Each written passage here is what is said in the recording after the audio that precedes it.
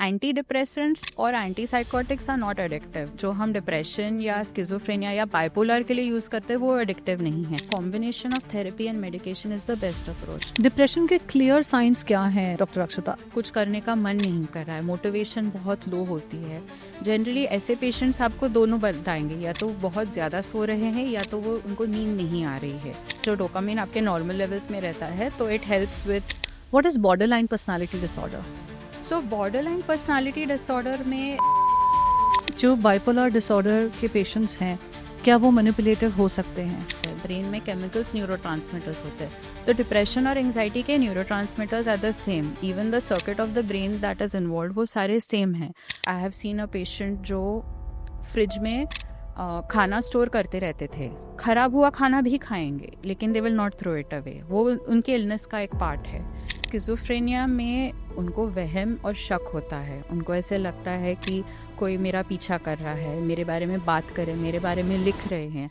Any traumatic events, any kind of abuse, sexual, physical, mental abuse at a young age, all of these factors are going to contribute to personality disorder. Having a distorted self-image, तो खुद के बारे में इतना बुरा लगेगा कि they will be okay with hurting themselves also. Somebody who just doesn't want help, who does not realize that they have any issue. So this is a very complicated question to ask and to answer also.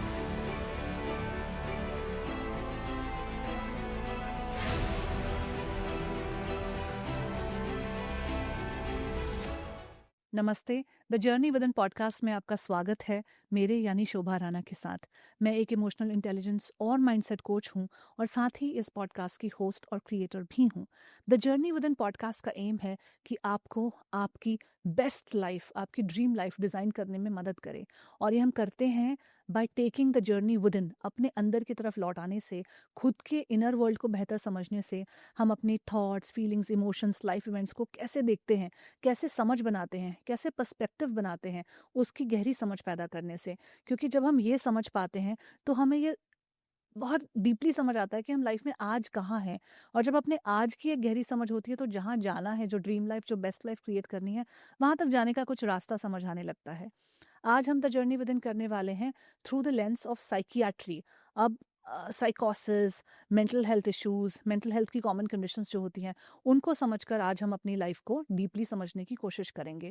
आज हमने इस episode में बात की है anxiety और depression, of course, क्योंकि ये सबसे कॉमन मेंटल हेल्थ इश्यूज हैं, तो इनके बारे में। साथ ही साथ हमने स्किज़ोफ्रेनिया, बाइपोलर डिसऑर्डर, जिसके लिए आप लोग मुझे काफ़ी कमेंट्स में बताते हैं, उनको भी एक्सप्लोर करने की कोशिश की है। हमने पर्सनालिटी डिसऑर्डर, जिसमें कि नार्सिसिस्टिक पर्सनालिटी, बॉर्डरलाइन पर्सनालिटी के बारे में भी बात की है। और सबसे बड़ी एक कॉन्वर्जेशन की है एडिक्शन के बारे में, जो कि मेंटल हेल्थ से बहुत क्लोजली रिलेटेड है।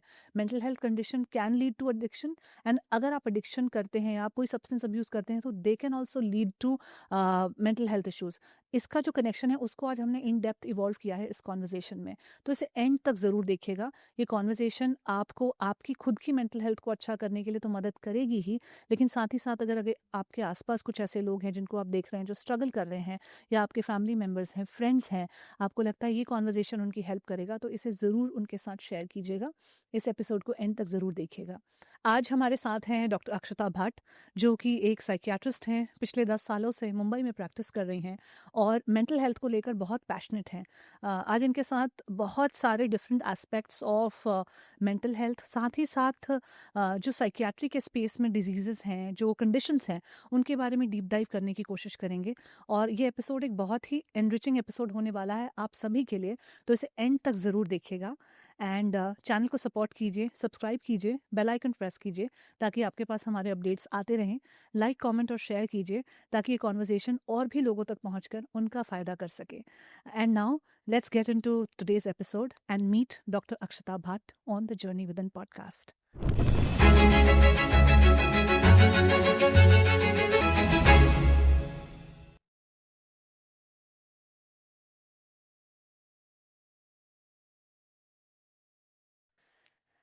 Hello doctor Akshata.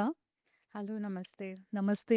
I am very happy to meet you doctor Akshata, क्योंकि आप जितने पैशनेटली मेंटल हेल्थ के स्पेस में काम करते हो, और साइकियाट्री जो कि ऑलरेडी एक बहुत ही मैं कहूँगी लाइफ के इवेंट से डील करता हुआ सब्जेक्ट है, और एक इतना बड़ा स्पेक्ट्रम है साइकियाट्रिक इश्यूज का, कंसर्न्स का या इलनेसेस का, कि बहुत इंपॉर्टेंट है इसके बारे में बात करना।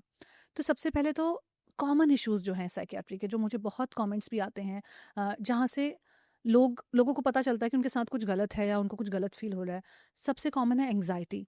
वहाँ से शुरुआत करते हैं। So let's try to evolve this conversation from anxiety and then will take it to depression. उसके बाद हम और भी तरह के जो different levels of advance level of illnesses है वहाँ तक बात करेंगे। पहले एंग्जाइटी को थोड़ा समझ लेते हैं। सो एंग्जाइटी एक ऐसा शब्द है जो आजकल हम हर जगह पे सुन रहे हैं। It's become very common that it's become part of a vocabulary to say मुझे इस चीज़ के बारे में एंग्जाइटी हो रही है। तो एंग्जाइटी का मतलब क्या है? बेसिकली चिंता जब बहुत ज़्यादा होती है कि आप सो नहीं पा रहे हो, आप खा नहीं पा रहे हो, आपका जो भी काम हो रहा है उसमें आप सिर्फ एक ही चीज़ के बारे में सोच रहे हो, तब हम उसको एंग्जाइटी बोलते हैं। थोड़ी सी चिंता करना नॉर्मल है। Feeling little anxious for impending events, अभी जैसे कि आप किसी प्रोग्राम के लिए जा रहे हो या आपको ऑडियंस को एड्रेस करना है, तभी थोड़ा नर्वसनेस होना वो नॉर्मल है। लेकिन अगर this anxiety takes over your life कि आप लोगों से मिलने नहीं जाते हो, आपको बाहर जाने से डर लग रहा है, किसी भी पब्लिक सिचुएशन में या पब्लिक इवेंट में जाने से आपको घबराहट होती है, तो हम उसको एंग्जाइटी बोलते हैं। डॉक्टर अक्षता, एंग्जाइटी एपिसोडिक होती है कि कुछ इंटरवल के लिए होगी और फिर आप नॉर्मल होते हो, या फिर एक परमानेंट कंडीशन जैसी स्टेट होती है? होता क्या है एंग्जाइटी? क्योंकि कभी कभी तो हम सभी को एंग्शियस फील होता ही रहता है, और कभी कभी हमारे एवरीडे लाइफ में हो जाता है। जैसे मानिए कोई वर्किंग प्रोफेशनल है, तो उनको रोज किसी ना किसी चीज़ की एंग्जाइटी होती है। ये ईमेल गया कि नहीं गया, ये प्रोफेशनल प्रेजेंटेशन गया कि नहीं गया, आज बॉस के साथ कौन सा मीटिंग है। तो एवरीडे कुछ ना कुछ नए टास्क हैं, कुछ ना कुछ डिलीवरेबल्स हैं जो अचीव करने हैं। सेम विद स्टूडेंट्स, जो यंग स्टूडेंट्स हैं, आज किसी एग्जाम की एंग्जाइटी है, कल किसी और प्रिपरेशन की एंग्जाइटी है, परसों किसी रिलेशनशिप की एंग्जाइटी है, किसी फ्रेंडशिप की एंग्जाइटी है। तो कुछ ना कुछ तौर में एंग्जाइटी तो एवरीडे में मैनिफेस्ट कर रही है ना। तो क्या हर किसी को एंग्जाइटी की कंडीशन है? सो एंग्जाइटी जब हम बहुत सिवियर टर्म्स में बोल रहे हैं, जहाँ की आपकी नींद अफेक्टेड है, आपका स्लीप अफेक्टेड है, आपके इमोशंस पे कंट्रोल नहीं आ रहा है, आपको बहुत गुस्सा आ रहा है, रोना बहुत आ रहा है, या पूरा दिन आप एक ही चीज़ के बारे में फिक्सेटेड रहते हो, देन वी से इट इज़ एंग्जाइटी। थोड़ा तो टेंशन, जैसे आपने बोला, एब्सोल्युटली राइट, हर एक चीज़ के बारे में हम सब सोचते रहते हैं। अभी यहाँ से यहाँ जाना है, even if you have to travel from one place to another, हम बहुत प्लानिंग करते हैं कि मुझे ये टाइम पे निकलना है, ताकि ये टाइम पे पहुंचना है, मुझे पब्लिक ट्रांसपोर्ट मिलनी चाहिए, उबर मिलनी चाहिए। So this kind of thing, little bit of feeling little anxious and day to day events, मतलब वो नॉर्मल है। जो मैं आपसे कहना चाह रही हूँ कि डे टू डे इवेंट्स में बहुत सारी जगह पे एंग्जाइटी का स्कोप है। हम्म। ये ना, मैं घर कितने बजे पहुंची, ट्रैफिक कितना था, ऑफिस में क्या माहौल है, घर पे क्या माहौल है।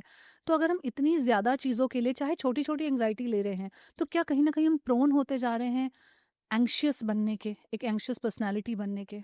डेफिनेटली, क्योंकि अभी आज का वर्ल्ड जो है इतना फास्ट पेस्ड है, it is difficult to keep track of things. Demands आपके हर एक सेक्टर में बहुत ज़्यादा हो रही है, या तो घर में, आपके डोमेस्टिक लाइफ में, आपकी वर्क लाइफ में, जहाँ भी जाओ डिमांड्स बहुत ज़्यादा है। जनरली आपको ऑफिस भी जाना है तो कम्यूट करना पड़ता है, तो उसमें कितने आपका टाइम उसमें चला जाता है, तो you don't have time for your self. तो जो चीज़ें हम रिलैक्स करने कर सकते हैं, जिससे आपकी एंग्जाइटी कम हो सकती है, उसके लिए भी तो टाइम नहीं मिल रहा है। सो डेफिनेटली एंग्जाइटी बढ़ रही है। And if you consider other factors, जैसे कि अभी वॉर भी तो चल रहा है in some parts of the world, economy is getting more and more complicated, हर एक दिन थिंग्स आर बिकमिंग एक्सपेंसिव, और जॉब का स्ट्रेस भी तो बढ़ता जा रहा है, ले ऑफ्स हो रहे हैं, तो ये सब चीज़ें साथ में आ रही हैं। शायद इनमें से काफ़ी सारे चैलेंजेस 10-15 साल पहले नहीं थे, लेकिन अभी आ रहे हैं। It is becoming more difficult to raise children in this current environment. आप देखेंगे तो इंटरनेट का प्रेशर कितना ज़्यादा है, जो शायद 20 साल पहले उतना रेलिवेंट नहीं था। तो ये सब चीज़ें लेके डेफिनेटली आज के वर्ल्ड में एंग्शियस होना बहुत कॉमन हो रहा है। Anxiety is definitely on the rise. तो एंग्जाइटी जो है वो डिसऑर्डर कब क्वालिफाई करती है होना? जब आपके डेली लाइफ से इंटरफेयर हो रहा है, जब आपको हर एक चीज़ में आपको वही चीज़ ध्यान में दे रही है, when it is preventing you from living your daily life, आपकी जो डेली एक्टिविटीज़ है, आपके एज अप्रोप्रिएट जो एक्टिविटीज़ होनी चाहिए, वो चीज़ें नहीं हो रही है। जैसे कि फॉर एग्जांपल, कुछ लोगों को क्राउडेड एरियाज का डर है, so that is a phobia. Okay, so ऐसे, या क्लोज स्पेसेस का आपने बहुत बार सुना होगा कि लोग लिफ्ट से जाते नहीं हैं क्योंकि वो बंद हो जाता है, और वो डर महसूस होता है कि मैं I will be trapped over here. It is called claustrophobia. So phobias are a type of, it comes under a type of anxiety disorder. So जब ये चीज़ आपको डेली लाइफ या डेली इवेंट्स में आप पार्टिसिपेट नहीं कर पा रहे हो, वहाँ पे इंटरफियरेंस हो रहा है, तो then you can consider it a big part of your anxiety. तो मतलब जब घबराहट या डर बहुत ज़्यादा बढ़ रहा है किसी इवेंट को लेकर, तो वो एक एंग्जाइटी डिसऑर्डर की तरह क्वालिफाई होगा। हाँ, और काफ़ी टाइम से अगर हो रहा है, अगर आपको किसी एक सिचुएशन में हर बार आपको सोचना पड़ता है कि मैं अभी क्या करूँगा, आई एम सो वरिड, मेरी दिल की धड़कन तेज़ हो रही है। और जब आपको फिजिकल सिम्टम्स चालू होते हैं, जैसे कि दिल की धड़कन तेज़ होती है, ऐसे लगता है कि I can hear my heart beat, I can feel my heart pumping out of the chest, या तो आपको पेट में गड़बड़ सा महसूस होता है, नौजिया हो रहा है, ऐसे लगता है अभी उल्टी हो जाएगी, या तो हाथ पैर थर थर आ रहे हैं, ठंडे रूम में बैठे हो फिर भी आपको बहुत सारा पसीना आ रहा है, और बहुत अंदर से ऐसे डर जैसा अभी कुछ बुरा होने वाला है वैसे वाली फीलिंग आती है, तो that can be what we call as very severe anxiety. Doctor Akshata, ये तो एंग्जाइटी के सिम्टम्स हैं। डिप्रेशन और एंग्जाइटी में क्या कोई कोरिलेशन है, और अगर है तो क्या? तो काफ़ी कोरिलेशंस है इन द सेंस कि दोनों में mood is generally on the lower side. Anxiety में of course you are also low भी है और वरिड भी है, आप चिंतित भी हो और उदास भी हो। जनरली डिप्रेशन में उदास रहता है। दोनों में कॉमन चीज़ ये है कि it can paralyse you from doing things. आपको आपको जो चीज़ें करनी है वो उसमें रुकावट आ सकती है। डिप्रेशन में मोटिवेशन नहीं है, मन नहीं कर रहा है। द मोस्ट कॉमन थिंग, आप किसी को भी पूछेंगे आपको कैसे लग रहा है, मुझे कुछ करने का मन नहीं कर रहा है। जबकि एंजाइटी वाला पेशेंट बोलेगा मुझे करना है लेकिन मैं कर नहीं पा रहा हूँ क्योंकि मुझे घबराहट महसूस हो रही है। एंड गोल तो सेम है कि दोनों में आपको जो टास्क करना है आप वो नहीं कर पा रहे हो। So like I said, age appropriate आपके जो करना चाहिए आपकी उम्र के हिसाब से, वेदर इट इज़ जॉब पे जाना या तो पढ़ाई करना या तो फैमिली संभालना, वो जो भी चीज़ें आप नहीं कर पा रहे हो बिकॉज ऑफ डिप्रेशन और बिकॉज ऑफ एंजाइटी। डिप्रेशन के क्लियर साइंस क्या हैं डॉक्टर अक्षता? आपने कहा कि कैसे मैनिफेस्ट करता है कि आप डे टू डे लाइफ में चीज़ों को नहीं कर पाते, बट और क्या इसके क्लियर कट सिम्टम्स हैं कि पता चले? क्योंकि मेंटल हेल्थ जो डिसऑर्डर्स हैं वो इतने ज़्यादा स्पेक्ट्रम पर है कि एक छोटी मेंटल हेल्थ इलनेस से लेकर एक अल्जाइमर, स्किज़ोफ्रेनिया, पार्किंसन तक आपको लगता है कि सब कुछ आपको ही है। तो कैसे समझ में आए क्लियर कट, इसको डिफाइन अगर करना हो तो? सो डिप्रेशन से सबसे इम्पॉर्टेंट सिम्टम है कि लो मूड होना चाहिए, उदास लगता है, कुछ करने का मन नहीं कर रहा है, मोटिवेशन बहुत लो होती है। जनरली ऐसे पेशेंट्स आपको दोनों बताएंगे, या तो बहुत ज़्यादा सो रहे हैं या तो वो उनको नींद नहीं आ रही है। So someone who is sleeping excessively is also a sign of depression, क्योंकि वो उनका एस्केप रहता है कि अगर मैं पूरा दिन सो जाऊं तो मुझे किसी चीज़ में पार्टिसिपेट नहीं करना पड़े, I will not have to face reality, मैं उससे थोड़ा दूर रह सकता हूँ। और जो लोग सो नहीं पाते हैं, या तो उनको एंजाइटी भी है या तो उदासीनता है, उस वजह से वो सो नहीं पा रहे हैं। खाने के बारे में भी दोनों एक्सट्रीम्स हो सकते हैं, या तो उनको बिल्कुल भी भूख नहीं है, टेस्ट नहीं रहता है, कुछ भी खाएंगे तो ऐसे लगता है कि मुझे इंटरेस्ट नहीं है फूड में, मुझे सिर्फ जितना पेट मतलब गाड़ी चलाने के लिए जितना पेट्रोल डालना है मैं उतना डाल रहा हूँ, I am just pushing myself to do things. या तो फिर फूड में वो कंफर्ट लेते हैं कि बहुत सारा खाएंगे, बिंज ईटिंग करेंगे, क्योंकि उससे उनको थोड़ा अच्छा फील होता है, थोड़ा सा वो फीलिंग ऑफ हैप्पीनेस मिलता है खाने से। And generally it will always be कि कुछ रिच ग्रीसी खाना, चीज़ी फूड, स्वीट, बहुत सारा chocolate, things like that, heavy things like that. So any of these things can happen. क्या एंग्जाइटी और डिप्रेशन बहुत मास्क्ड भी हो सकता है कि आपको पता नहीं है, लेकिन आप बहुत ज़्यादा शुगर खा रहे हो, आप बहुत ज़्यादा ऐसे बिहेवियर्स एग्जिबिट कर रहे हो जो लग तो रहे हैं थोड़े से डिप्रेसिव, जो आपने सिम्टम्स बताए, लेकिन आपको पता नहीं है कि आप करंटली डिप्रेशन में हो? So there is something called high functioning depression also, जिसमें आप अगर बंदे को बाहर से देखोगे तो आपको लगेगा कि यार इसकी तो लाइफ बड़ी सेट है, जॉब अच्छा है, फैमिली अच्छी है, has every advantage in life, लेकिन उसका लाइफ तो परफेक्ट रहेगा, लेकिन वो बंदा अंदर से खुश नहीं है। So that is what we call as high functioning, कि even though they have a depression और एन एंग्जाइटी डिसऑर्डर, वो जो भी उनके लिए एक्सपेक्टेड है वो सब चीज़ें करते हैं, उनकी पूरी लाइफ फंक्शनल रहती है, बट अंदर से वो खुश नहीं है। Then you can also have a type where it manifests in more of behavioural changes, जैसे कि आप बहुत सारा खाना खा रहे हो जिसमें आपको बिंज ईटिंग हो रहा है, हाई कैलोरीफिक फूड खा रहे हो, या तो बिल्कुल भी खाना नहीं खा रहे हो, या तो शुगर, अभी आपने जो पॉइंट निकाला वो बहुत इंपॉर्टेंट है, शुगर आप खाते हो तो इंस्टेंटली फील गुड फैक्टर होता है। That is why lot of people end up eating sugary things as part of binge eating and put on weight, क्योंकि उससे आपको फील गुड फैक्टर मिल रहा है। और उस टाइम कैसे भी मुझे अच्छा फील हो, आपका वही एक क्वेस्ट है, क्योंकि आप otherwise not feeling okay. And it's an instant thing ना, आप खाते हो इंस्टेंटली, जो भी शुगरी या रिच चीज़ खा रहे हो, आपको you are getting instant hit from it, so it's instant feel good fact. एक तो इंस्टेंटली फील गुड भी हो रहा है और ऊपर से एक एनर्जी भी बॉडी को दे रहा है। तो अगर आप लो डल फील कर रहे हो, कुछ करने की एनर्जी नहीं है, तो थोड़ा सा एक एनर्जी सप्लाई भी आपको वहाँ पे मिल रहा है। डॉक्टर अक्षता, एंग्जाइटी डिप्रेशन के सिम्टम्स जो हैं काफ़ी ओवरलैपिंग भी है, तो क्या इनका ट्रीटमेंट भी काफ़ी ओवरलैपिंग है? सो द न्यूरोट्रांसमीटर्स जो इसमें इन्वॉल्व है, जैसे आपके बॉडी में केमिकल्स है, जो हॉर्मोन्स है, ब्रेन में केमिकल्स न्यूरोट्रांसमीटर्स होते हैं। तो डिप्रेशन और एंग्जाइटी के neurotransmitters are the same, even the circuit of the brain that is involve वो सारे सेम हैं। तो उनकी जो आप ट्रीटमेंट कराते हो तो ज़्यादातर मेडिकेशंस भी सेम रहती हैं। तो बहुत सारे जो लोग कंप्लेन करते हैं एंग्जाइटी या डिप्रेशन की, लोग दवाइयाँ नहीं लेना चाहते हैं। कुछ लोग कहते हैं कि सिर्फ थेरेपी करने से ठीक हो जाएगा। कुछ लोग दवाइयों को बहुत रेजिस्ट करते हैं, या जो लोग दवाइयाँ लेते हैं कुछ टाइम बाद छोड़ देते हैं। तो what is a healthy approach to helping anxiety and depression? So दवाई के बारे में बहुत मिस इन्फॉर्मेशन है। लोगों को लगता है कि अगर मैंने एक बार दवाई चालू की तो मुझे लाइफ लॉन्ग लेना पड़ेगा, या तो मैं एडिक्ट हो जाऊंगा। ये सबसे कॉमन है। Almost every patient who comes to me the first thing they ask is, doctor अगर मैंने ये दवाई चालू किया तो मैं इस पे हैबिचुएटेड हो जाऊंगा, मैं हुक्ड ऑन हो जाऊंगा, एडिक्टेड हो जाऊंगा। सो वो एक बहुत कॉमन गैर समझ है जो सबके सबके मन में आया है कि एक बार दवाई चालू किया तो कभी बंद नहीं होगा। रियलिटी ये है कि वो केस बाय केस बेसिस पे होता है। It everyone is not the same. कुछ लोगों को येस डेफिनेटली लाइफ लॉन्ग या लॉन्ग टर्म दवाई चलने वाला है, but not everybody. Second thing, दवाई का जो साइड इफेक्ट है, अभी हर एक दवाई में साइड इफेक्ट होने वाला है। तो what I would always suggest is ask your concerns. आपके डॉक्टर के, आपके थेरेपिस्ट को हमेशा पूछिए कि ये करने से मुझे क्या साइड इफेक्ट्स हो सकते हैं, ये दवाई से मुझे क्या। तो you are aware of it. आपको जितना नॉलेज है और आपको पता है कि इसमें से कौन सी मेरे लिए एक्सेप्टेबल है, आप उस हिसाब से दवाई आपका चूज कर सकते हो। Coming to your main question, I would say a combination of therapy and medication is the best approach. आप जब थेरेपी और दवाई साथ में लेते हो तो आपको सबसे बेस्ट रिजल्ट मिलता है, क्योंकि दवाई आपके फिजिकल सिम्टम्स, आपके थॉट्स पे काम कर रहा है। थेरेपी आपके थिंकिंग, कॉग्निटिव प्रोसेस, आपकी सोच पे, आपकी जो लॉन्ग टर्म व्यू पॉइंट्स है वो सब ऑल्टर करेगा। So when you do both of it together, आपको रिजल्ट बहुत अच्छा मिलता है। लेकिन फिर लोग करते क्यों नहीं हैं?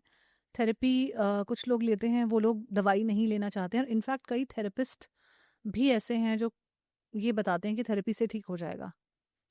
सो वो काफ़ी कंट्रोवर्शियल पॉइंट है। I don't know if it is lack of knowledge और इफ़ इट इज़ एरोगेंस, या तो फिर उनको रेफ़र नहीं करना है क्योंकि फिर हमारे पास नहीं आएगा, वो किसी और के पास जाके ठीक हो जाएगा। वो भी एक पॉसिबिलिटी है, we can not deny that.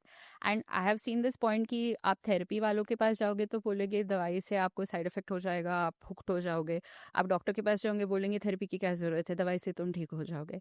The most sensible way is कि आप दोनों की पार्टनरशिप करो, work with your doctor and your therapist. अगर कोई पेशेंट का अच्छा थेरेपिस्ट एंड साइकेट्रिस्ट है जो साथ में काम करते हैं, result will always be excellent for the patient, you know. And therapy की खुद की जगह है, दवाई की जगह है। They are in their own places, they are complementary, they help each other. ऐसा नहीं है कि एक किसी दूसरे के रिप्लेसमेंट में यूज़ कर सकते हो। काफ़ी कॉमन चीज़ है, बहुत लोग आके बताते हैं मैं अभी 6 महीने से एक्सरसाइज कर रहा हूँ, डाइट कर रहा हूँ, योगा कर रहा हूँ, मेडिटेशन कर रहा हूँ, और मैंने जर्नलिंग भी चालू की, फिर भी I am not better. So the point I want to make is, these में ये जो एक्टिविटीज़ है आपको छोटी चीज़ों में स्ट्रेस कम करने के लिए हेल्प हो सकता है। But if you have a diagnose problem like depression या एंग्जाइटी, इसमें आपको थोड़ा इम्प्रूवमेंट होगा, it will not be a cure.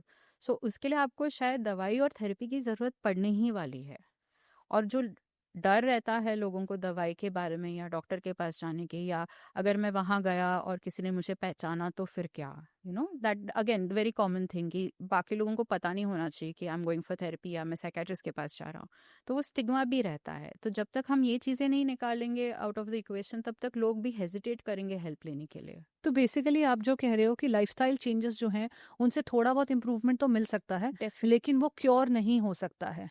Definitely help होगा। आप एक्सरसाइज करोगे, आप योगा करोगे, ब्रेथ वर्क करोगे, मेडिटेशन करोगे, benefits are tremendous, but it is not a cure. वो फ़र्क आपको समझना ज़रूरी है। आपकी जो मेंटल स्टेट है उसमें पॉजिटिव इम्पैक्ट होने ही वाला है, it will help you definitely, लेकिन it is not a cure.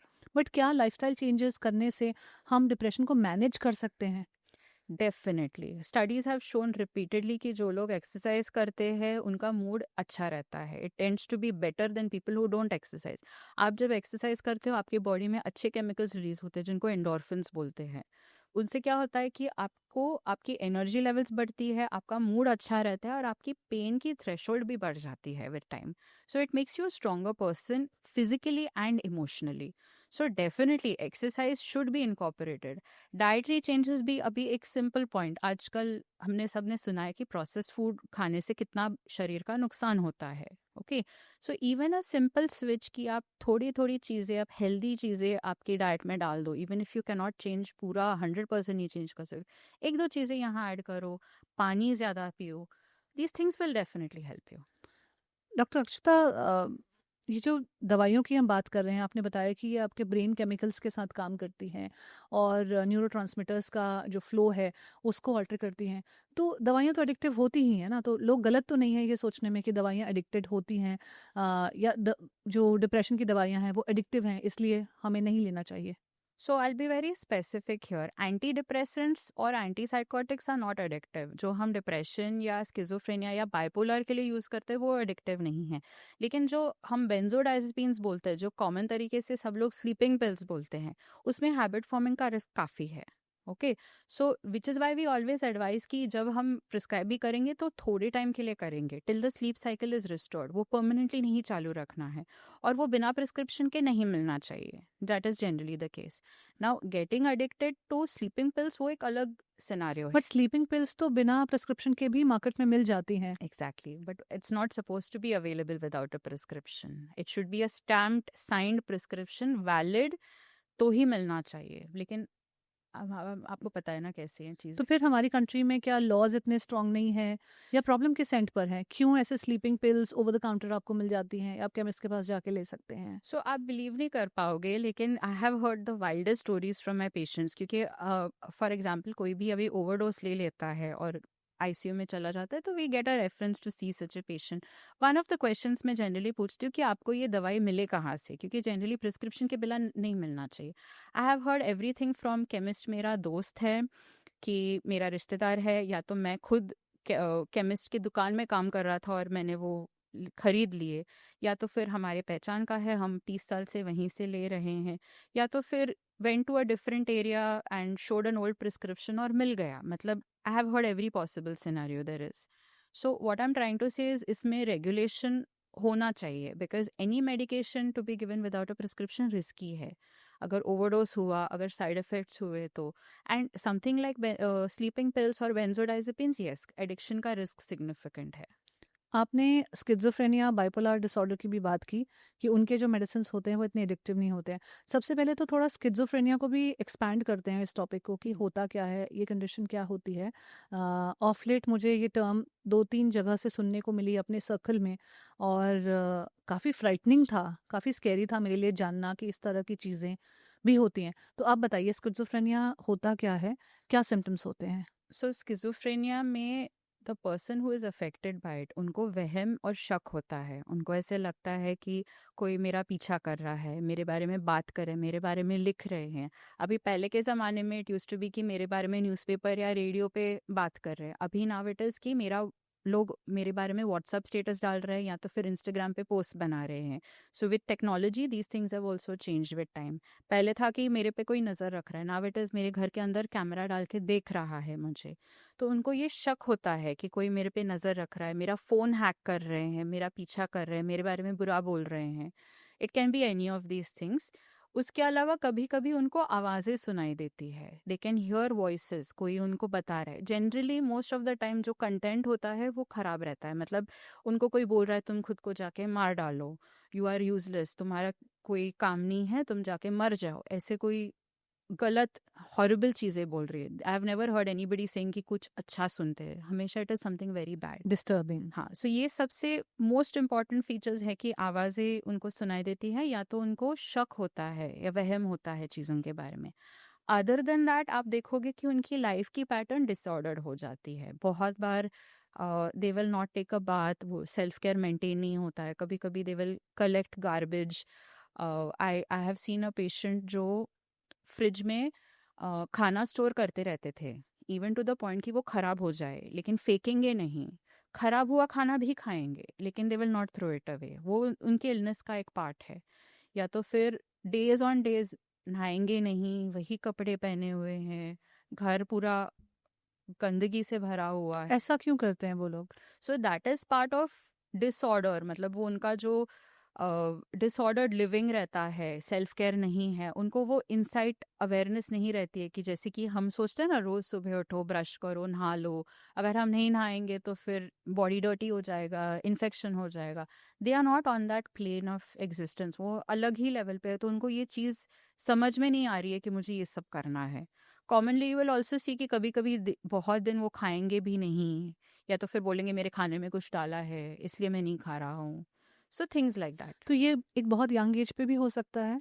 Most common age of onset वो एडोलेसेंस में है, मतलब टीनेज ईयर्स में शुरू हो सकता है, लेकिन एक्चुअली किसी भी एज में होता है। जनरली ओल्डर एज में थोड़ा रेयर है। इट्स नॉट दैट कि नहीं होता है, लेकिन इट इज़ कंपैरेटिवली रेयर। ओह, मुझे उल्टा लगता था, मुझे लगता था स्किज़ोफ्रेनिया शायद ओल्डर एज में ज़्यादा होता है और यंगर एज में नहीं होता है। बहुत बार क्या होता है ना, आप अगर हिस्ट्री ट्रेस करोगे ना तो आपको पता चलेगा कि सिम्टम्स टीनेज ईयर्स में कुछ दिख रहे थे, अर्ली एडल्टहुड में कुछ दिख रहे थे, लेकिन देवर माइल्ड, तो फिर वो सप्रेस हुए या तो फिर वो इग्नोर हुए। किस तरह के माइल्ड सिम्टम्स अर्ली एज में नजर आते हैं स्किज़ोफ्रेनिया के? So I had one very interesting patient recently, जिसका शुरुआत कैसे हुआ कि वो जहाँ भी काम करने जाती थी उसका किसी के साथ जमता नहीं था। And she had change 6 jobs in hardly 4 months and all. मतलब वो कहीं पे टिक नहीं पा रही थी, और वो हमेशा उसका गुस्सा और चिड़चिड़ापन बहुत होता था। तो कोई उससे बात भी करने की कोशिश करता था या मजाक करता तो वो डायरेक्टली चिल्लाने लगती थी उन पे। तो ऑब्वियसली कोई भी वर्क प्लेस उसको ऐसे रखेगा नहीं। Finally when I spoke to her I realise कि उसके मन में ऐसा वहम था, शक था कि ये लोग मेरे बारे में कुछ बुरा लिख रहे हैं, या तो ये लोग मेरे बारे में प्लॉट कर रहे हैं, मेरे घर के बाहर वॉच रख रहे हैं। ये सब चीज़ें उसने ऑफिस में बोली नहीं थी, but when I talk to her one on one ये सब चीज़ें निकली। तो एंगर, इरिटेबिलिटी और छोटी बात पे बहुत ज़्यादा गुस्सा होना, these are also common for other illnesses. I am not saying मतलब ये तो पर्सनालिटी डिसऑर्डर का भी पार्ट हो सकता है। Absolutely right. बाइपोलर में भी हो सकता है, डिप्रेशन में भी हो सकता है, but this is something that you know along with little bit of suspiciousness, थोड़ा सा वो शकी क्या बोलते हैं, नजराना होता है कि हर एक चीज में तुम्हें डाउट रहता है। I would say that is one very early symptom, हर एक चीज को डाउट करना। डॉक्टर अक्षता, बहुत सारे रिलेशनशिप्स में कभी पोजेसिव बॉयफ्रेंड्स होते हैं, पोजेसिव गर्लफ्रेंड्स होते हैं रिलेशनशिप हम्म। में, और उनको शक रहता है कि तुम किसी और से बात कर रहे हो, किसी और से चैट कर रहे हो, उनको पासवर्ड चाहिए। तो क्या वो भी कोई स्किज़ोफ्रेनिक है? वो स्किज़ोफ्रेनिया तो नहीं है, लेकिन डेफिनेटली इट्स अ साइन कि वो रिलेशनशिप शायद हेल्दी नहीं है। क्योंकि अगर तुम किसी पे ट्रस्ट नहीं कर पा रहे हो और तुम्हें उनके फ़ोन की एक्सेस चाहिए, तो माय क्वेश्चन वुड बी, आप ये रिलेशनशिप में क्या कर रहे हो? दोनों पार्टीज को, जिसको फ़ोन चेक करना है उसको भी मैं पूछूंगी, और जिसका फ़ोन चेक हो रहा है मैं उसको भी पूछूंगी कि where is the trust in this relationship. And in all fairness, आज के ज़माने में because of dating apps and everything, it is very common कि साइमल्टेनियसली लोग मल्टीपल लोगों को डेट करते हैं। तो ये सब चीज़ें हैं। हमने बहुत सारे टर्म्स भी आपने सुने, bread crumbing and ghosting and all these things, ये सब तो चालू ही है। So as it is anybody in a relationship will have a थोड़ा वो रहेगा कि अरे शायद किसी और से बात कर रहे हैं, but I would not take it as schizophrenia. Schizophrenia is a very specific disorder. Also उसका एक ड्यूरेशन रहता है। हम जनरली 6 महीने से ज़्यादा अगर सिम्टम्स है तो हम उसे स्किज़ोफ्रेनिया बोलते हैं। बिकॉज कई लोग ये कंप्लेन करते हैं कि मेरे हस्बैंड को तो शक ही रहता है, वो नज़र रखते हैं, बालकनी से देखते हैं नीचे कहाँ कैसे आई, कौन ड्रॉप करने गया, कौन ये हुआ। तो these are some common real life situations जहाँ पे हम It ऐसे could be a part of something bigger. Manifestation It देखते could हैं। be a simple thing also कि just शक है, और it could be a part of something big. But unless it comes with everything else, हर एक situation में हम सिर्फ एक या दो सिम्टम्स उठा के नहीं बोल सकते कि ये डायग्नोसिस है। हमें पूरा पिक्चर देखना ज़रूरी है। एक होता है कि मुझे डाउट है ये कुछ कर रहा है, लेकिन if you ask them they will say नहीं, but I don't think he is capable of cheating on me. और एक होता है हाँ मैंने देखा था उसको, इस लड़की के साथ देखा था, मैंने यहाँ फॉलो किया, वहाँ फॉलो किया, देन आई वुड वंडर कि ये थोड़ा ज़्यादा है, because it is more in detail, जो थॉट प्रोसेस है बहुत ज़्यादा डिटेल में जा रही है। राइट। स्किज़ोफ्रेनिया के जो कॉमन सिम्पटम्स आपने बताए, एक तो ऑडिटरी हैलुसिनेशंस हैं कि आपको सुनने में कुछ ऐसी आवाज़ें आ रही हैं जो है नहीं, लेकिन आपके लिए वो आपकी रियलिटी है। और एक आपने बताया कि आपको ऐसे परसेप्शंस हो रहे हैं सस्पिशन के, कि बहुत कुछ सस्पिशियस एक्टिविटी चल रही है। डिल्यूजन्स। डिल्यूजन्स, इनके अलावा और कुछ भी है स्किज़ोफ्रेनिया से related? Comparatively rarer are visual hallucinations, लेकिन वो जनरली ऑर्गेनिक कॉज रहता है। ब्रेन में अगर कोई प्रॉब्लम है तो उसकी वजह से विजुअल हैलुसिनेशंस होता है, या तो फिर स्किन पे, like you know, I had one patient who used to say कि मैं जब सोता हूँ मुझे मेरे कान के अंदर एक कीड़ा है और वो कीड़ा अंदर घूम रहा है और मुझे उसका सेंसेशन आ रहा है। ऑफ कोर्स उसके सब स्कैन्स हुए थे, ईएनटी ने चेक किया है, everything had been checked out, कुछ नहीं था। तो उसको वो एक डिल्यूजन था कि कान के अंदर कीड़ा है। It was a delusion of infestation. तो ये comparatively they are not very common, comparatively ये भी है। So sometimes they may feel कि मेरे स्किन के नीचे कुछ है, यहाँ पे कुछ है, कीड़ा है, या तो फिर so that can also happen. तो इन चीज़ों को आप ट्रीट कैसे करते हो? So, mostly by medication. Generally, we give antipsychotics, and that is what helps to resolve the symptoms. और ये एंटीसाइकोटिक मेडिसिन्स जो होती हैं, ये माइंड में जाकर या ब्रेन में जाकर क्या फंक्शन करती हैं? So, जो न्यूरोट्रांसमीटर्स का इम्बैलेंस होता है, जब आपके ब्रेन के केमिकल्स या तो ऊपर या नीचे होते हैं, depending on the imbalance, they correct that imbalance, तो it brings it to normal levels. Doctor Akshata, schizophrenia में कौन से न्यूरोट्रांसमीटर्स इन्वॉल्व होते हैं आपके ब्रेन के, और आप इसको एंटीसाइकोटिक्स के थ्रू कैसे ठीक करते हैं? मैं थोड़ी-सी एक ब्रॉडर अंडरस्टैंडिंग चाह रही हूँ ऑडियंस के लिए, फॉर एजुकेशनल पर्पसेस। हमें यहाँ कोई डॉक्टर नहीं बनाने हैं और कोई मेडिकल क्लास में यहाँ पे नहीं कंडक्ट कर रही हूँ, लेकिन एक ब्रॉडर अंडरस्टैंडिंग जहाँ से थोड़ी एक ओपननेस और एक अवेयरनेस क्रिएट कर पाएँ। सो मोस्ट कॉमन न्यूरोट्रांसमीटर जिसका रोल है स्किज़ोफ्रेनिया में, वो डोपामीन है। वो जब बहुत ज़्यादा बढ़ जाता है उसकी वजह से ये सब हैलुसिनेशंस, डिल्यूजन्स चालू हो जाते हैं। डोपामाइन बढ़ जाता है? डोपामीन बढ़ जाता है। डोपामाइन को तो जनरली हैप्पी हार्मोन कंसिडर करते हैं, बढ़ना चाहिए, बढ़ाने के लिए हमें ये एक्सरसाइजेस करने चाहिए। आपको ये भी पता रहेगा कि पार्किंसंस में डोपामिन की डेफिशिएंसी होती है, और पार्किंसंस के पेशेंट्स आपने देखे हैं, उनको ट्रेमर्स होते हैं, उनको चलने में मुश्किल होता है, बैलेंस जाता है, कभी कभी बात करने में भी मुश्किल हो जाता है। So see, when it is in the normal level, जो डोपामिन आपके नॉर्मल लेवल्स में रहता है, तो it helps with walking, talking, balance, आपकी थॉट प्रोसेस में, हर एक चीज़ में उसका इन्फ्लुएंस है, सारे न्यूरोट्रांसमीटर्स का है। लेकिन जब वो बहुत ज़्यादा बढ़ जाता है तो उसका नेगेटिव इम्पैक्ट ये होता है कि आपको ये सब अनयूजुअल थॉट्स, अनयूजुअल परसेप्शंस, आपको चीज़ें दिखाई देना या सुनाई देना जो बाकी लोगों को नहीं दिख रही है, या तो शक होता है, डर सा महसूस हो जाता है। डर, when I say here, it is not the anxiety, it is paranoia, कि मुझे कोई कुछ कर देगा, वैसे वाला fear. So those things go on the higher side. तो हम जब ये एंटीसाइकोटिक्स देते हैं, generally they help to reduce the dopamine level, और फिर ये सिम्टम्स धीरे धीरे चले जाते हैं। आप जैसे डोपामाइन डेफिशिएंसी से डिजीजेस की बात कर रहे हो, वो तो मुझे कहीं न कहीं एक लॉजिकल लेवल पे समझ में आता है, क्योंकि हम डोपामाइन के बारे में सुनते रहते हैं। ये एक ऐसा ऐसा न्यूरोट्रांसमीटर है जिसके बारे में कई प्लेटफ़ॉर्म्स पे आप सुनते रहते हो, और नॉर्मली आप अपने जिम्स में अपने किसी फिटनेस इंस्ट्रक्टर के साथ भी बातें होती है कि एक्सरसाइज करो तो एंडोर्फिन्स रिलीज़ होंगे, डोपामाइन इंक्रीज़ होएगा, ये होगा। तो दीज़ आर कॉमन न्यूरोट्रांसमीटर्स जिनके बारे में सुना है। लेकिन ये बड़ा मेरे लिए आई ओपनिंग है कि इसके बढ़ने से भी, जिसको बढ़ाने की हम कोशिश करते हैं, through exercise, through different things, कि हम अच्छी तरह से अपना डे स्पेंड कर पाएँ, फंक्शन कर पाएँ, और आप कह रहे हो कि ये ज़्यादा भी होना ठीक नहीं है। सो ज़्यादा, व्हेन आई से, it is at a abnormally high level. It is not कि मैंने आज बहुत एक्सरसाइज किया तो कल मुझे स्किज़ोफ्रेनिया हो जाएगा। I don't mean it in that way. It has to be a very very high level, leading to the point कि कभी कभी, फॉर एग्जाम्पल इन स्किज़ोफ्रेनिया और in bipolar, they can become very physically aggressive. वो physically, verbally aggressive भी हो सकते हैं। तो डॉक्टर, ये अपने आप होती है कंडीशन, ये किस तरह से न्यूरोट्रांसमीटर्स प्ले करते हैं? इनका ये ज़्यादा बढ़ जाना, कम हो जाना, कौन से फैक्टर्स हैं जो प्ले करते हैं? एडवर्स लाइफ इवेंट्स, अगर लाइफ में कोई भी इवेंट हो जो जिससे अपने को तकलीफ होती है, या तो लॉस होता है, you lose someone close to you, financial loss होता है, किसी भी चीज़ का नुकसान होता है, and of a relationship, any of these things can cause neurotransmitter imbalance. जैसे कि अभी डिप्रेशन फॉर एग्जांपल बहुत कॉमन चीज़ है, everyone goes through it at some point. Breakup हो जाता है, then you feel very sad, you feel very lonely, बहुत रोना आ रहा है। सो अगर वो बहुत टाइम के लिए चला तो it can go into a depression. थोड़ा वो रहता है कि ग्रीविंग पीरियड है. Even when you lose somebody, if you lose a member of your family, grief का टाइम थोड़ा रहता है. लेकिन अगर if it is going beyond a certain point, then it is considered depression.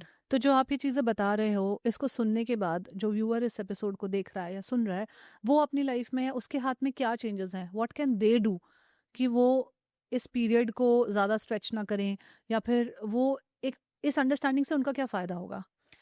For example, जब कोई भी एडवर्स लाइफ इवेंट होता है, सबकी फर्स्ट रिस्पॉन्स है कि किसी से बात नहीं करना है, मुझे किसी को ये बताना नहीं है, मुझे किसी को ये एक्सप्रेस नहीं करना है, मुझे ये दिखाना नहीं है कि मुझे कितनी तकलीफ हो रही है. Even while grieving, when there is a death in the family, बहुत कॉमन चीज़ है कि हम सबके सामने रोएंगे नहीं, हमें सबके सामने शांत रहना है. तो first thing I will tell everyone is कि learn to express your emotions in a healthy way. आपको जो भी मन में आ रहा है उसको अच्छे से इन अ हेल्दी मैनर उसको एक्सप्रेस करना ज़रूरी है. अगर आपका कोई टाइम डिफ़िकल्ट जा रहा है, whether it is breakup, loss of a job, death in the family, कुछ भी हो, रीच आउट टू पीपल. आपके जो फ्रेंड्स है, आपकी जो फैमिली है, आपका जो सपोर्ट सिस्टम है, उनकी हेल्प लेना ज़रूरी है. सबसे ज़्यादा हम मुश्किल के टाइम में ही खुद को आइसोलेट करते हैं. यू विल ऑलवेज हियर, आप जब भी व्हेन यू मीट फ्रेंड्स और family after long time, they will से कि अरे मैंने कॉल नहीं की क्योंकि ये सब हो रहा था और मुझे समझ में नहीं आ रहा था मैं कैसे बताऊं करके. और सो मैं कितना बताऊँ, और बताने से होगा भी क्या? और बताने से आप भी उदास हो जाओगे. So first thing, be supportive towards other people. आपको जब सपोर्ट चाहिए, वो सपोर्ट मांगने के लिए be ready to ask for support. वो सबसे इम्पोर्टेंट है. Be ready to ask for help. उसमें कोई वीकनेस नहीं है. In fact it is a sign of strength जब आप तैयार हो बोलने के लिए कि मुझे हेल्प चाहिए.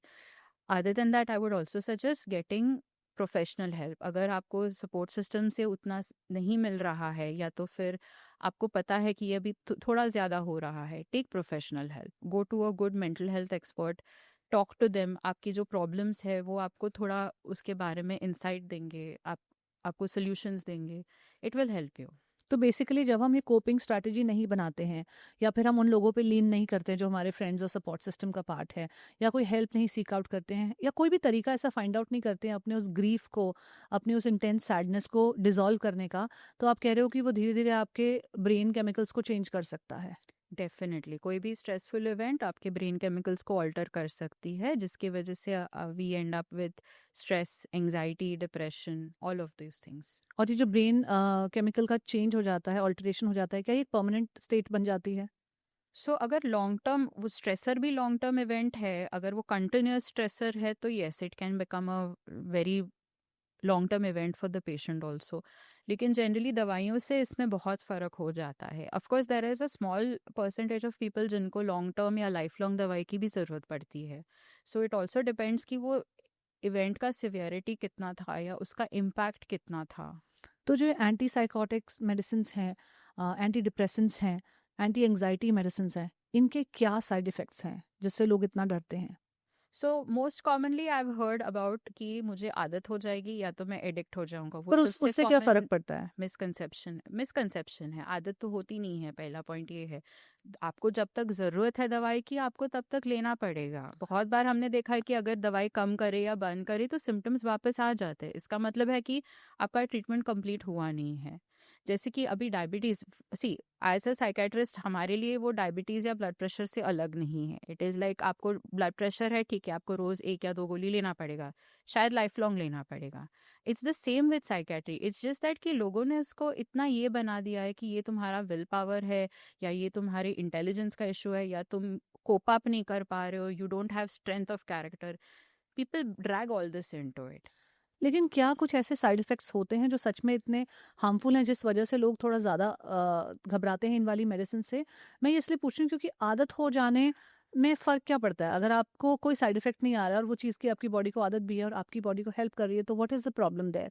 तो then I would correct you in that and say कि अगर आपकी बॉडी को ज़रूरत है तो वो आदत नहीं है. क्योंकि हम जिस चीज़ की आदत लगाते हैं उसकी अब हमारी बॉडी को ज़रूरत नहीं है. जब ड्रिंकिंग हम करते हैं ज़्यादा, जो एक्सेस में करता है, your body doesn't need alcohol, वो आदत बन गई है. It is come now, it has become a craving because body dependent हो गई है तुम्हारी, फंडामेंटली तुम्हारी ह्यूमन बॉडी को अल्कोहल की जरूरत नहीं है, there is no beneficial use of it. Okay, coming back to your question, I think the other side effects people generally worry about is कि किडनी या लिवर खराब हो जाएगा. There are 1 or 2 medications definitely जिससे ये हो सकता है, but again with a very responsible doctor हम वो टेस्ट कराते रहेंगे. We will be checked for thyroid. Thyroid पे, किडनी पे या लिवर पे अगर इम्पैक्ट हो रहा है, वो हर फ्यू मंथ्स आपको बोलेंगे कि आप ये सब टेस्ट करा के आओ, स्क्रीनिंग करा के आओ. उसके अलावा weight gain, again very common fear for most people कि अगर मैंने दवाई चालू किया तो वेट गेन काफ़ी दवाइयों से भी हो सकता है. That is a fact, there is no point in pretending otherwise. Most common I would say specially with anti anxiety and anti depressants is की gastric side effect. Generally acidity बहुत होता है या तो लूज मोशंस होगा, जो short term के लिए रहते हैं. But these are the other things what we discuss वो long term, like weight gain या तो impact on internal organs. But those are all manageable, अगर आप मॉनिटर करोगे तो वो मैनेजेबल है. तो डॉक्टर ये साइड इफ़ेक्ट्स तो पेन किलर्स के भी हो सकते हैं, ये और कुछ दवाइयाँ हैं उनके भी हो सकते हैं। तो एंटी साइकोटिक, डिप्रेशन की मेडिसिन्स इतना बदनाम क्यों हैं? क्योंकि पेन किलर लेना एक्सेप्टेबल है ना. अगर अगर पैर फ्रैक्चर हो गया, आप सबको बता सकते हो, लेकिन मुझे डिप्रेशन है मैं सबको नहीं बता सकती हूँ ना. I will get 10 people standing in the hospital with bouquets, madam आपका पैर फ्रैक्चर हो गया. बट अगर मैं जा बोलूँ कि मुझे कोई थेरेपिस्ट के पास लेके जाए तो नहीं रहेगा ना, बिकॉज पीपल विल से आपका विल पावर स्ट्रांग नहीं है, आपकी सोच में गड़बड़ है. ये तो सबके साथ होता है, आपको ही क्यों इतना तकलीफ हो रहा है. There is a lot of stigma attach to mental health लेकिन डॉक्टर इश्यूज. सच बात भी तो ये है ना कि ब्रेकअप तो सबके ही होते हैं, फिर कुछ लोग इतना इम्पैक्ट क्यों हो जाते हैं? What is the factor? ये गवर्निंग रूट कॉज़ कहाँ से आ रहा है? सो आप as a person are a composite of everything that you have been through in your life. आपकी जो एजुकेशन है, फैमिली है, फ्रेंडशिप है, आप कौन से बुक्स पढ़ते हो, आप कौन सा म्यूजिक देखते हो सुनते हो, आप कौन सी मूवीज देखते हो, you as a person are a composite of everything around you. तो आपके जो एक्सपीरियंसेस है वो बहुत यूनिक है. सो हर एक को हम सेम सिचुएशन में डालेंगे तो किसी का भी रिएक्शन सेम नहीं रहेगा. सो फॉर एग्जाम्पल, अगर आप ब्रेकअप को बोलोगे कि why do some people take it harder, I have a million answers to that. शायद वो ज़्यादा इन्वेस्टेड थे रिलेशनशिप में, शायद वो ज़्यादा सेंसिटिव है फॉर रिजेक्शन, शायद वो ज़्यादा सेंसिटिव है इन जनरल, शायद ये उनका पहला ब्रेकअप था और उनको ये कंसेप्ट कभी लगा नहीं कि ऐसा हो सकता है, शायद उनको कोप करने में मुश्किल है, शायद एट द सेम टाइम हज़ार और चीज़ें हो रही हैं. And this breakup is the straw that broke the camel's back. ये फाइनल चीज़ थी जिससे वो एब्सोल्युटली कोलैप्स हो गए. सो आई वुड से कि वो बहुत ही इंडिविजुअल रिस्पॉन्स रहता है. आप 10 लोगों को सेम क्वेश्चन भी पूछेंगे, they will give you different answers for the same question कि ब्रेकअप के बाद आपको कैसे लगा. तो एक तो ये एक्सेप्टेंस होना बहुत ज़रूरी है कि सेम सिचुएशन में लोग डिफरेंट रिएक्शंस देंगे और कुछ लोग कोलैप्स कर सकते हैं. ये हमें इसका एक अवेयरनेस होना और इसको एक्सेप्ट करना बहुत ज़रूरी है. वरना हम ऐसी इनसेंसिटिव बातें करते रहेंगे कि अरे उन लोगों का भी तो इतना ब्रेकअप हुआ, उन लोगों का भी तो इतना फाइनेंशियल लॉस हुआ, उनके भी तो घर में डेथ हुआ, लेकिन उनको कुछ नहीं हुआ और यहाँ पे मुझे ऐसा क्यों हो रहा है या फिर तुम्हें ऐसा क्यों हो रहा है. शायद हम ये थोड़ा इनसेंसिटिविटी को इन चेक रख पाएंगे जब हम ये कॉम्प्लेक्स ह्यूमन माइंडसेट कैसे बनता है, कॉम्प्लेक्स ह्यूमन बिहेवियर को जब समझेंगे, कॉम्प्लेक्स ह्यूमन एक्सपीरियंसेस को जब समझेंगे और परसेप्शन किसका किस लेवल पर है, कौन कैसे परिवार से है. कई कई लोग कुछ चीज़ों के लिए बहुत सेंसिटिव होते हैं क्योंकि शायद उन्होंने अपनी अपब्रिंगिंग में वो चीज़ें उस तरीके से देखी हैं, और कई लोग उन्हीं चीज़ों को बिल्कुल it's just like another thing, passing them by, कोई फ़र्क ही नहीं पड़ता है. तो ये सब चीज़ें हमें थोड़ा सा आई थिंक और अवेयर होने की ज़रूरत है. I also want to say one thing. सबकी जर्नी, जो हीलिंग की जर्नी होती है वो अलग रहती है. So we have to be sensitive. हमें पता नहीं कि एट द सेम टाइम वो और कितनी चीज़ों के साथ डील कर रहे हैं. शायद आपको सिर्फ ब्रेकअप के बारे में पता है, you don't know what else is happening behind the curtain. बहुत सारी चीज़ें हो सकती है simultaneously, and every person is different. And अगर आप आपका कंपैशन एक्सटेंड करेंगे और समझ पाएंगे कि सबकी सोच अलग रहती है, सबकी रिएक्शंस अलग रहती है, सबका रिस्पॉन्स अलग रहता है, तो then we understand that it is easier to accept and understand people better. तो कहीं न कहीं हमें अपना ये इमोशनल क्वोशंट को डेवलप करना पड़ेगा, क्योंकि हम जिस इकोसिस्टम का पार्ट है वहाँ बहुत सारी चीज़ें साइमल्टेनियसली हो रही हैं हर किसी के साथ। हमें लोगों की लाइफ के 1, 2, 3 एस्पेक्ट्स पता होते हैं बट सभी नहीं पता होते हैं। और कभी-कभी मुझे लगता है शायद हमको खुद ही अपनी लाइफ के हर एस्पेक्ट नहीं पता होते कि हम किस चीज़ को लेके कितने सेंसिटिव हैं या किस चीज़ पर हम कोलैप्स करेंगे। क्योंकि एज़ अ कोच मेरे पास भी कुछ ऐसे क्लाइंट्स आते हैं जो कहते हैं मेरे ब्रेकअप तो पहले भी हुए हैं बट इस बार ही क्यों? हम्म इस बार ही क्यों ऐसा हो रहा है? आई एम श्योर आप भी ऐसी बातें सुनते होंगे अपने प्रैक्टिस में। ऑल्सो सी आई फील कि जब वही चीज़ बार बार होती है it can go either way.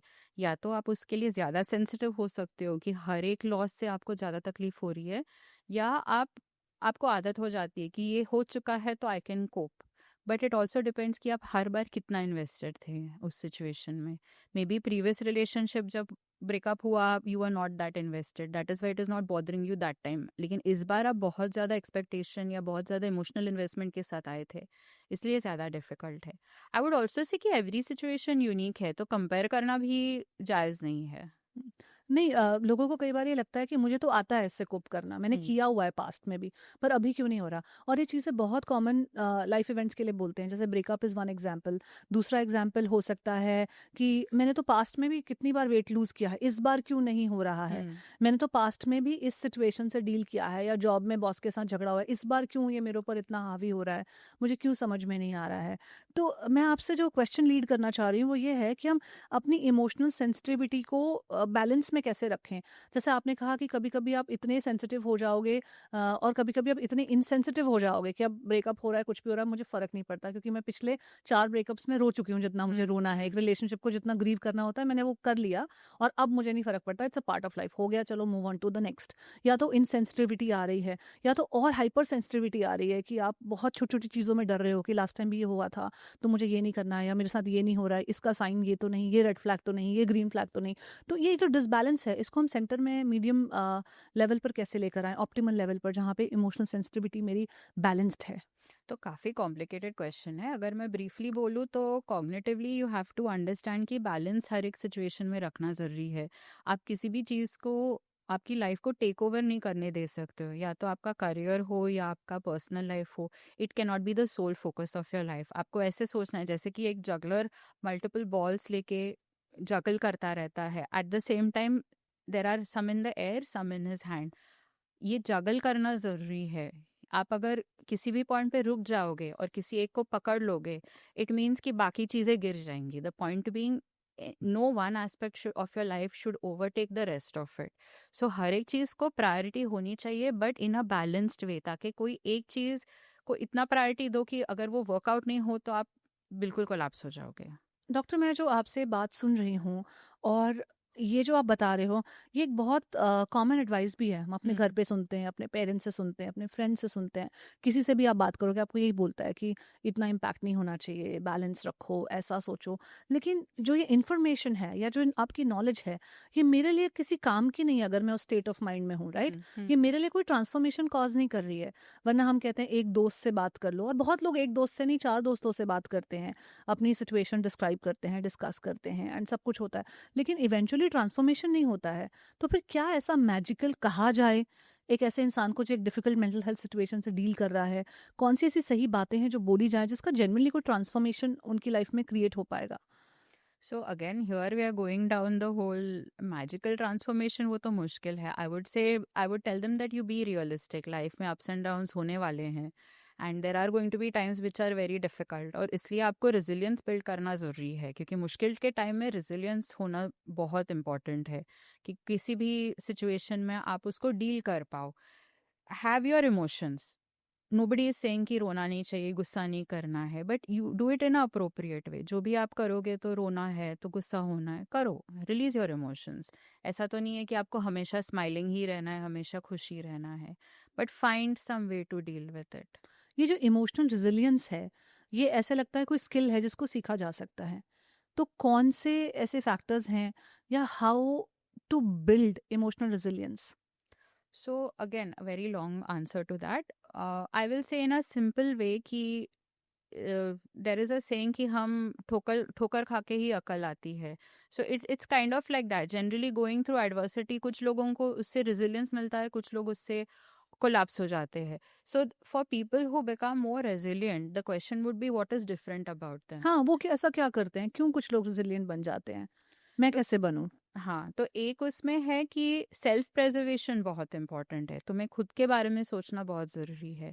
In any situation, whether you go through a breakup और एनीथिंग एल्स, पहले तुम्हें सोचना चाहिए कि where am I right now, am I in an okay place mentally, physically, am I taking care of my self. आपको लगेगा शायद ये बहुत सिंपल चीज़ है, लेकिन most of the time we first neglect sleep, appetite, लोगों से मिलना, सोशलाइज करना, ये चीज़ें हम सबसे पहले निग्लेक्ट करते हैं. So many people tell me I am so busy with my job कि मुझे जो करना है, मुझे जो पसंद है, उसके लिए मुझे टाइम नहीं मिलता है. So taking care of your self should be the first priority. Self preservation, कि मैं खुद के लिए क्या कर रहा हूँ अभी, I am trying to survive this, how can I take better care of my self. Shifting the focus from family और from other people to yourself, जो बहुत लोगों के लिए मुश्किल है, खासकर इंडियन वुमेन के लिए बहुत मुश्किल है. Because we have been taught from a young age कि तुम्हें सबका ख्याल रखना है, तुम्हारी शादी होगी तो ससुराल में जाके सबका ख्याल रखना है. It has been imbibed to us from a very young age. But what is important is understanding that I have to put myself first. So the first thing you do is put yourself first. Do what you have to take care of yourself in whatever way possible. Doctor Akshata, हम अपने आप को पीछे रखने के इतने आदी हो गए हैं और बहुत छोटे-छोटे रीज़न्स के लिए हम खुद को पीछे रखते हैं। मतलब एक मेंटल हेल्थ सिचुएशन तो एक एक प्रॉब्लम है आपकी लाइफ में, एक इवेंट है जो हो गया है। लेकिन प्रॉब्लम ना भी हो तो हम बड़े ओके अपनी स्लीप से कॉम्प्रोमाइज़ करने को। आज कोई पार्टी है तो चलो लेट सो जाएँगे। पार्टी तो छोड़िए, घर में बैठे-बैठे आप नेटफ्लिक्स पे 5 घंटे लगा दिए और आप 3 बजे सो रहे हैं। तो ये सब चीज़ें इतनी नॉर्मलाइज़ हो गई हैं, आपकी एपेटाइट का ठीक से रेगुलेट ना होना, आपकी स्लीप साइकिल का रेगुलेट ना होना, कि हमें ये एज़ अ साइन भी नहीं नज़र आते कि ये मेरे मेंटल हेल्थ कोलैप्स के साइन्स हैं। हमें लगता है ये तो सभी कर रहे हैं बिकॉज़ इट्स सो नॉर्मल। अगर आप रात को एक सीरीज़ आपने 10-11 बजे शुरू की है, क्योंकि डिनर के बाद वही टाइम होता है, और आप उसे ख़त्म करोगे तो ऑब्वियसली 4-5-6 घंटे भी लग सकते हैं आपको ख़त्म करने में, which is what a lot of youth is doing.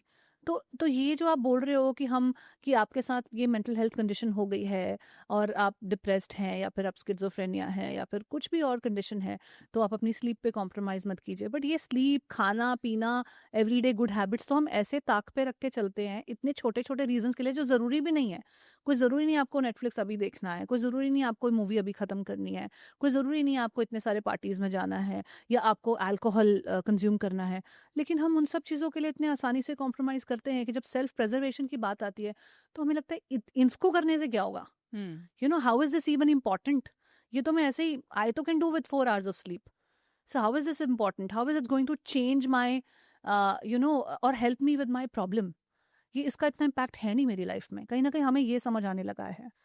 और एक है कि अभी हसल कल्चर को काफ़ी ग्लैमराइज करके रखा है. Like you have heard about people saying कि मैं तो सिर्फ 3 घंटे 4 घंटे सोता हूँ. That is not healthy. Sleep is a time of restoration. आप जब सोते हो, आपकी बॉडी अंडरगोज रिपेयर. लिटरली आपका जो पूरा शरीर है, it is like, think of your self as a machine. तुम अगर उसको मेंटेन नहीं करोगे तो वो ठीक से नहीं चलेगा. अगर आप मशीन के अंदर फ्यूल नहीं डालोगे तो वो चलेगी नहीं. Same, if you don't eat, you are not going to have energy to do things. अगर आप सोएंगे नहीं तो जो रिपेयर वर्क होता है, आप जब सोते हो तो आपकी बॉडी में से जो आपका वेयर एंड टेयर हुआ है वो रिपेयर हो जाता है. आपकी जो वूंड्स है, if there are any injuries and all, उस पे ज्यादा फोकस होता है. मसल्स रिपेयर होते मसल्स हैं, रिपेयर होते हैं, blood circulation, all of those things. Parasympathetic nervous system activate होता है। Most importantly your brain also gets rest. You get to switch off. आप पूरा दिन जो भी आपका काम हो, आपकी रिस्पॉन्सिबिलिटीज हो, few hours of the day you are getting rest. Brain का भी क्या है, वो टाइम पे it gets a chance to sort of take a break from everything. तो वो बहुत इंपॉर्टेंट है. अगर हम ऐसे ही चलते जाएंगे तो what will happen is you will become like a hamster on a wheel. जो वो पेट्स को रखते हैं ना व्हील पे, वो सिर्फ भागते रहते भागते रहते भागते रहते हैं. There is no destination. आप सिर्फ राउंड एंड राउंड जा रहे हो. And this is very very unhealthy for you, क्योंकि इसमें आपका हार्ट अफेक्ट हो जाएगा, आपके ऑर्गन्स इन्फेक्ट हो जाएंगे from the medical point of view. दिमागी हालत पे तो असर होने ही वाला है. So you have to be very very mindful कि आपको एटलीस्ट 6 to 8 hours रोज सोना चाहिए, depending on your requirement. I would say not less than 6 hours. उतना टाइम तो लगता ही है for your body to be functioning well, नहीं तो आपको बर्नआउट होने का चांस बहुत ज़्यादा है, physically and emotionally and mentally burnout होने का चांस बहुत ज़्यादा है। और आजकल हम देख रहे हैं कि वो स्टेट ऑफ एग्जॉशन, वो बर्नआउट का स्टेट आ रहा है बहुत लोगों में।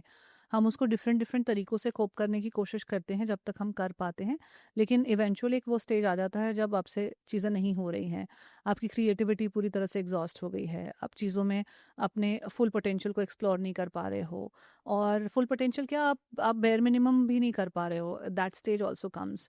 डॉक्टर अक्षता, हमने कुछ मेंटल हेल्थ इश्यूज़ के बारे में बात की, एंग्जाइटी डिप्रेशन से कॉन्वर्जेशन को इवॉल्व किया जो कि कॉमन इश्यूज़ हैं, we talked about schizophrenia a little bit. I want to also talk about bipolar disorder with you. हमारे पास ये क्वेश्चन भी कमेंट्स में आते हैं कि कैसे रहें ऐसे लोगों के साथ। सबसे पहले तो होते क्या हैं, बाइपोलर डिसऑर्डर होता क्या है, कौन से कॉमन सिम्टम्स होते हैं, and how can one cope with those? Okay, so मैं ज़्यादा टेक्निकल डिटेल्स में नहीं जाऊँगी, I try to explain in a very simple way. Most people are functioning here, ये जो है ये हमारा नॉर्मल मूड है, मतलब ना मैं बहुत ज़्यादा खुश हूँ ना मैं उदास हूँ, मैं यहाँ पे हूँ। Generally most of us are here, इसको हम यूथाइमिक बोलते हैं। Okay, now in bipolar there can be rapid swings from high mood और लो मूड, स्विचेस भी हो सकते हैं, बहुत खुश है और बहुत उदास है, या तो फिर कोई एक स्टेट में परसिस्टेंट रहता है। सो जो हाई वाला फेज रहता है उसको मेनिया बोलते हैं। कभी कभी उसमें मूड अच्छा रहता है, कभी कभी बहुत फिजिकली वर्बली अग्रेसिव हो सकते हैं, they can be very abusive physically and verbally.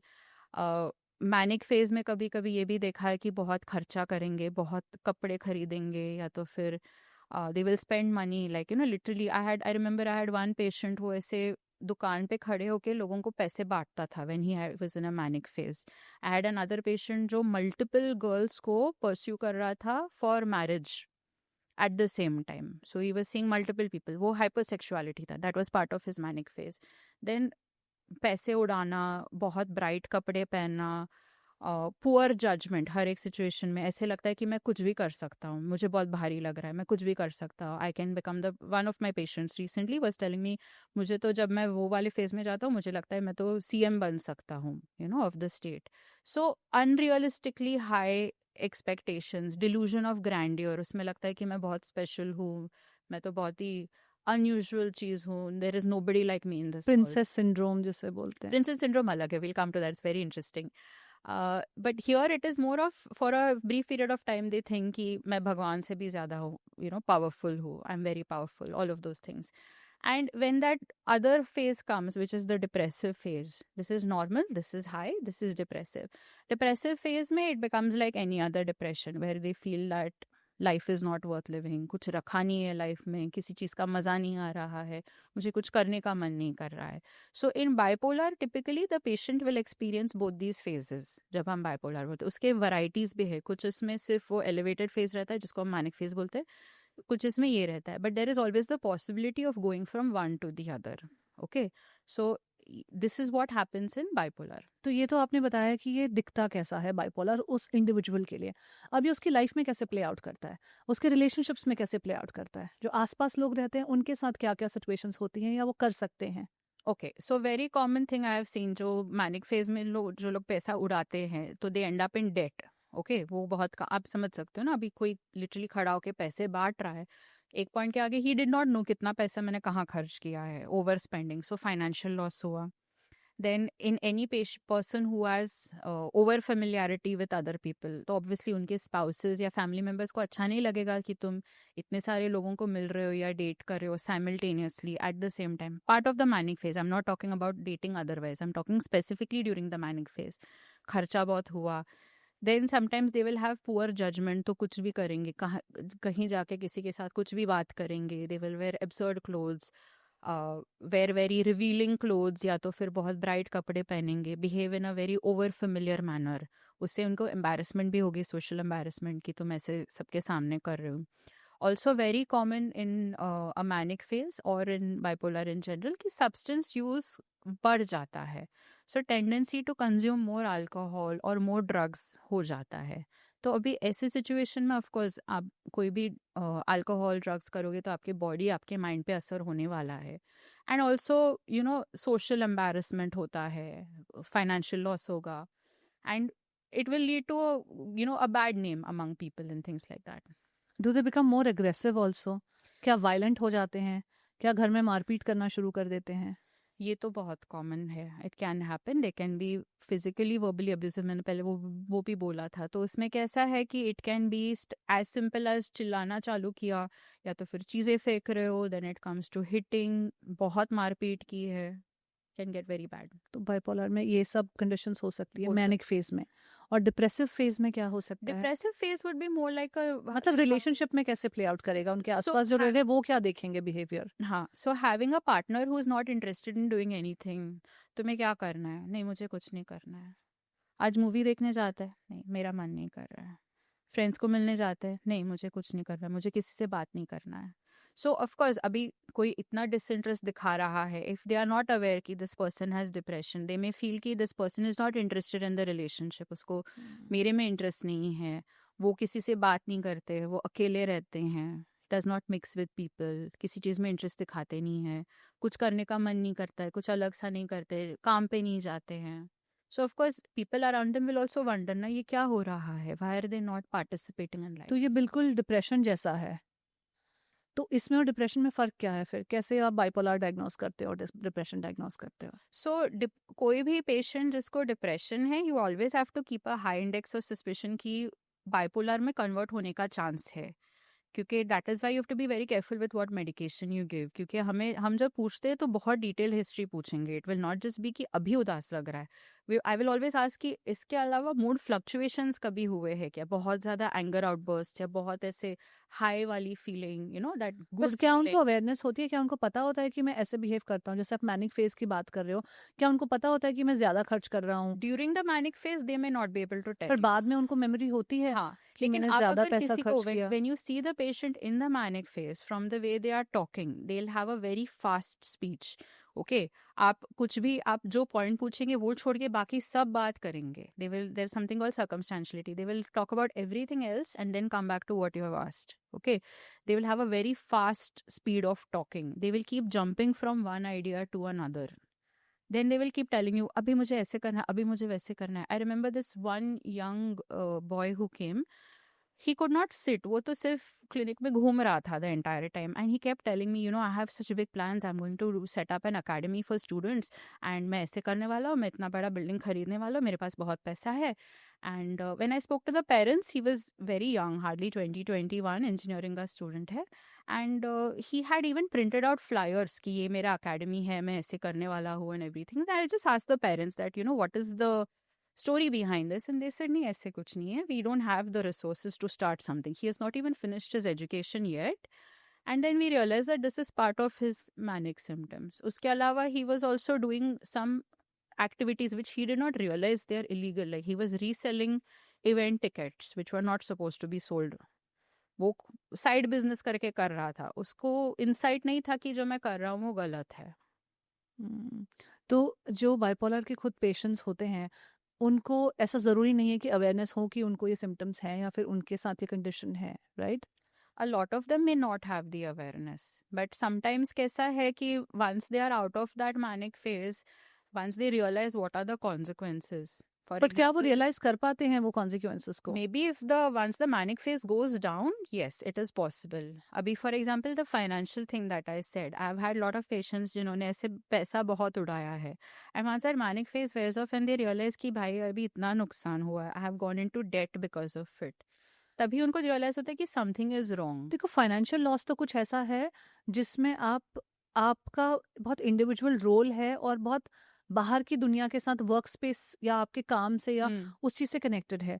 लेकिन रिलेशनशिप्स में जो अग्रेसिव बिहेवियर है या फिर जो वायलेंट बिहेवियर है, उसको हम ऐसे भी जस्टिफाई कर सकते हैं कि तुमने ऐसा किया इसलिए मैंने ऐसा किया, तुमने वो किया। तो कब पता चलेगा उस इंसान को कि ये मैनिक सिम्टम्स हैं या फिर ये एक एक वो है, मतलब अग्रेशन इसलिए है क्योंकि पार्टनर के साथ कुछ अनबन है? बिकॉज मैं अपनी एक फ्रेंड के साथ ही बात करी थी जिनके हस्बैंड को कंडीशन है, और वो बहुत टाइम तक ये मानते ही नहीं थे कि उनको किसी हेल्प की ज़रूरत है, क्योंकि उनको ये लगता था कि मैंने अगर अग्रेशन किया, जब वो उनका मैनिक फेज होता था, and she used to tell me कि कुछ फेजेस ऐसे आते हैं that he is so violent and so aggressive कि मुझे समझ नहीं आता है कि क्या करूं। और जब नॉर्मल होते हैं, बात भी की जाती है, तो फिर वो बाकी चीज़ों को ब्लेम डालने लगते हैं कि ये ऐसा ऐसा हुआ इसलिए मैंने ऐसा किया, I am okay, I am fine. तो जो लोग ऐसे स्पेक्ट्रम में खुद को महसूस करते हैं, वो क्या करें अपने पार्टनर के लिए? उनको कैसे हेल्प करा सकते हैं? Somebody who just doesn't want help, who does not realize that they have any issue. So this is a very complicated question to ask and to answer also. इसमें एक ऐसा है कि अभी insight, this shows कि उसमें कोई insight नहीं है. Person has no idea कि something is wrong. I would say the smart thing to do would be to involve family members. उनको aware करना, जो उनके legal guardians है, जैसे कि parents है या siblings है, जो उनके close family members हैं, उनको involve करना ज़रूरी है. ज़रूरत पड़े तो you might have to involve the police also. More from the point of view of informing कि ये सिचुएशन ऐसा है, कल कुछ डोमेस्टिक वायलेंस हुआ या तो फिर something worse happens, there should be a record somewhere कि ये बताया गया था कि इसको मानसिक तकलीफ है, and of course then if required then they will have to be admitted somewhere. लेकिन आप नहीं बोल सकते ना कि आपको मानसिक तकलीफ है, वो तो डायग्नोज होना चाहिए, और डायग्नोसिस तो तब होगा जब आप किसी मेडिकल फैसिलिटी में जाएंगे, राइट? अभी तो वहाँ जर्नी पहुंची ही नहीं है। अभी तो ये आपके पर्सनल एक्सपीरियंसेस हैं कि इनके कभी कभी महीने 2 महीने में ऐसे फेजेस आते हैं जब ये इतने वायलेंट, इतने अग्रेसिव हो जाते हैं, और वो ये कहते हैं पार्टनर की मेरे इतना अग्रेशन इसलिए आया क्योंकि तुमने ऐसा ऐसा ऐसा किया, घर में ऐसा ऐसा ऐसा हुआ, काम पे ऐसा ऐसा ऐसा हुआ। तो इट्स अ बिहेवियर जो मैंने एग्जिबिट किया है, but it's not a mental health condition. So clearly this person doesn't have insight. In such a situation I would tell the family member कि please आप खुद का ख्याल पहले रखो. मतलब in आपकी either case I safety know it's wrong. In either case it's wrong. It's अगर आपको problematic either way, और ये हाँ, बहुत ही controversial issue है because lot of people would say कि आप उनको admit करा लो directly facility में. That would be the first thing कि आप, because he is not having any insight and he is at a risk to himself and to other people. I ये would say कि the family members need to be more careful about their own safety first. ये question मैं आपसे doctor अक्षता इसलिए पूछ रही हूँ, specially in Indian context हम लोग बहुत ओपन नहीं है मेंटल हेल्थ कंडीशंस को लेकर, और हमें ऐसा लगता है क्योंकि हमने अपनी फैमिली में एग्रेशन वायलेंस देखा है। हमारे यहाँ पे पेरेंट्स का बच्चों को डिसिप्लिन के लिए करने के लिए मारना पीटना, पनिशमेंट देना, वो सब कल्चरली एक्सेप्टेड है। तो कहीं ना कहीं हम इस बिहेवियर को एक्सेप्ट करते हुए आए हैं, तो हमें लगता नहीं है कि ये सब कोई प्रॉब्लम भी है, राइट? एंड इसीलिए मुझे लगता है जो जो ऐसे बिहेवियर के विक्टिम्स भी होते हैं, वो कुछ टाइम तक वो लेते रहते हैं क्योंकि उन्हें लगता है कि ठीक है, ठीक हो जाएगा, ये नॉर्मल बिहेवियर है या कुछ ऐसा है। और इंडियन कॉन्टेक्स्ट में ये कॉम्प्लेक्स है, ये सवाल को समझना और इस बिहेवियर को समझना, क्योंकि ऑब्वियसली अवेयरनेस की कमी तो है ही। अगर आज हम ये कॉन्वर्जेशन कर रहे हैं तो आई एम श्योर बहुत लोगों को समझ में आ रहा होगा कि ये भी एक रास्ता है कि आप पुलिस को इन्वॉल्व कर सकते हो, फैमिली मेम्बर्स को, और ऑन रिकॉर्ड जा सकते हो, राइट? कि ये ऐसा हो रहा है मेरे साथ, या इनको इस कंडीशन के लिए हेल्प की ज़रूरत है, राइट?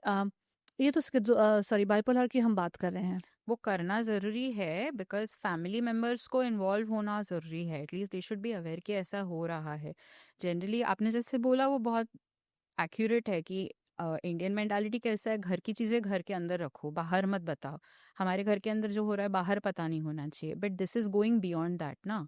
अगर आपके लाइफ को या किसी और के लाइफ को रिस्क है, you should have talk to somebody about it, किसी को बताना ज़रूरी है। And if the family is not willing then at least you need to talk to the police, कुछ तो करना जरूरी है. अच्छा, दैट होल आइडिया कि अब मेरे एक बार इनके साथ रिश्ता है या मेरी शादी है, ईदर वेज मैन या वुमन मुझे निभाना है एंड तक, या मुझे तो निभाना ही चाहिए, या तो फिर दैट गिल्ट कि मैं इनको इस फेज में तो नहीं छोड़ सकती हूँ। कैसे ये प्ले आउट करेगा ये पूरा रिलेशनशिप में? मतलब इट्स वेरी कॉम्प्लिकेटेड। जब हम स्पेशली इन टॉपिक्स पर एपिसोड्स बनाते हैं, मैंने पहले भी depression episode, narcissistic personality disorder पर बहुत सारे एपिसोड्स किए हैं ऑलरेडी हमने, और नीचे comments are very heart warming in the sense कि लोग बोलते हैं मैं 20 साल 25 साल ऐसे रिलेशनशिप में रही या रहा, मेरी वाइफ ऐसा करती थी, मेरे लोग डिटेल्ड कमेंट्स छोड़ के जाते हैं, अपने एक्सपीरियंसेस बता के जाते हैं। कुछ लोग मुझे डीएम करते हैं और पूरी पूरी लंबी लंबी 4-4 पेजेस की अपना पूरा केस बताते हैं। तो वो 30-30 साल तक they are being a part of that whole thing. तो क्या आइडियल चॉइसेस हैं आपके पास if you are living with a patient, with a person who has such a severe mental health condition? Again very complicated question and I am sure हर एक का opinion अलग रहेगा. कुछ बोलेंगे कि अगर किया है तो निभाना ज़रूरी है. You said through sickness and through health, ये तो सिकनेस है ना. Some people will say always look out for your self first, कि हर एक सिचुएशन में सेल्फ प्रिजर्वेशन बहुत इंपॉर्टेंट है. आई वुड ऑलवेज से कि see it depends on the situation. बहुत बार people stay in difficult relationships क्योंकि उनके पास और कोई जगह नहीं है जाने के लिए. हम लोगों को लगता है बाहर से जब हम देखते तो हमें लगता है कि यार इतना अब्यूजिव रिलेशनशिप है, तुम क्यों रह रहे हो, छोड़ के जाओ, leave it, go away.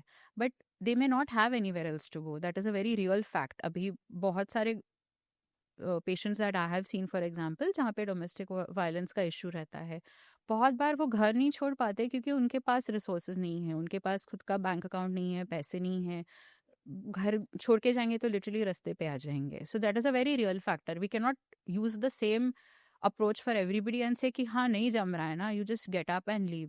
I would say evaluate your options. तुम देखो तुम्हारे पास सपोर्ट कहाँ पे है. अगर तुमको फैमिली फ्रेंड्स में सपोर्ट मिल रहा है, if you are in a position to get up and leave, if it is, अगर ये सिचुएशन इतनी मुश्किल है कि आपके बेस्ट एफर्ट से भी ठीक नहीं हो रहा है, या कुछ चीज़ें ऐसी है जो बहुत आपके सोच समझ और एफर्ट के बाहर है, then the smart thing to do is leave.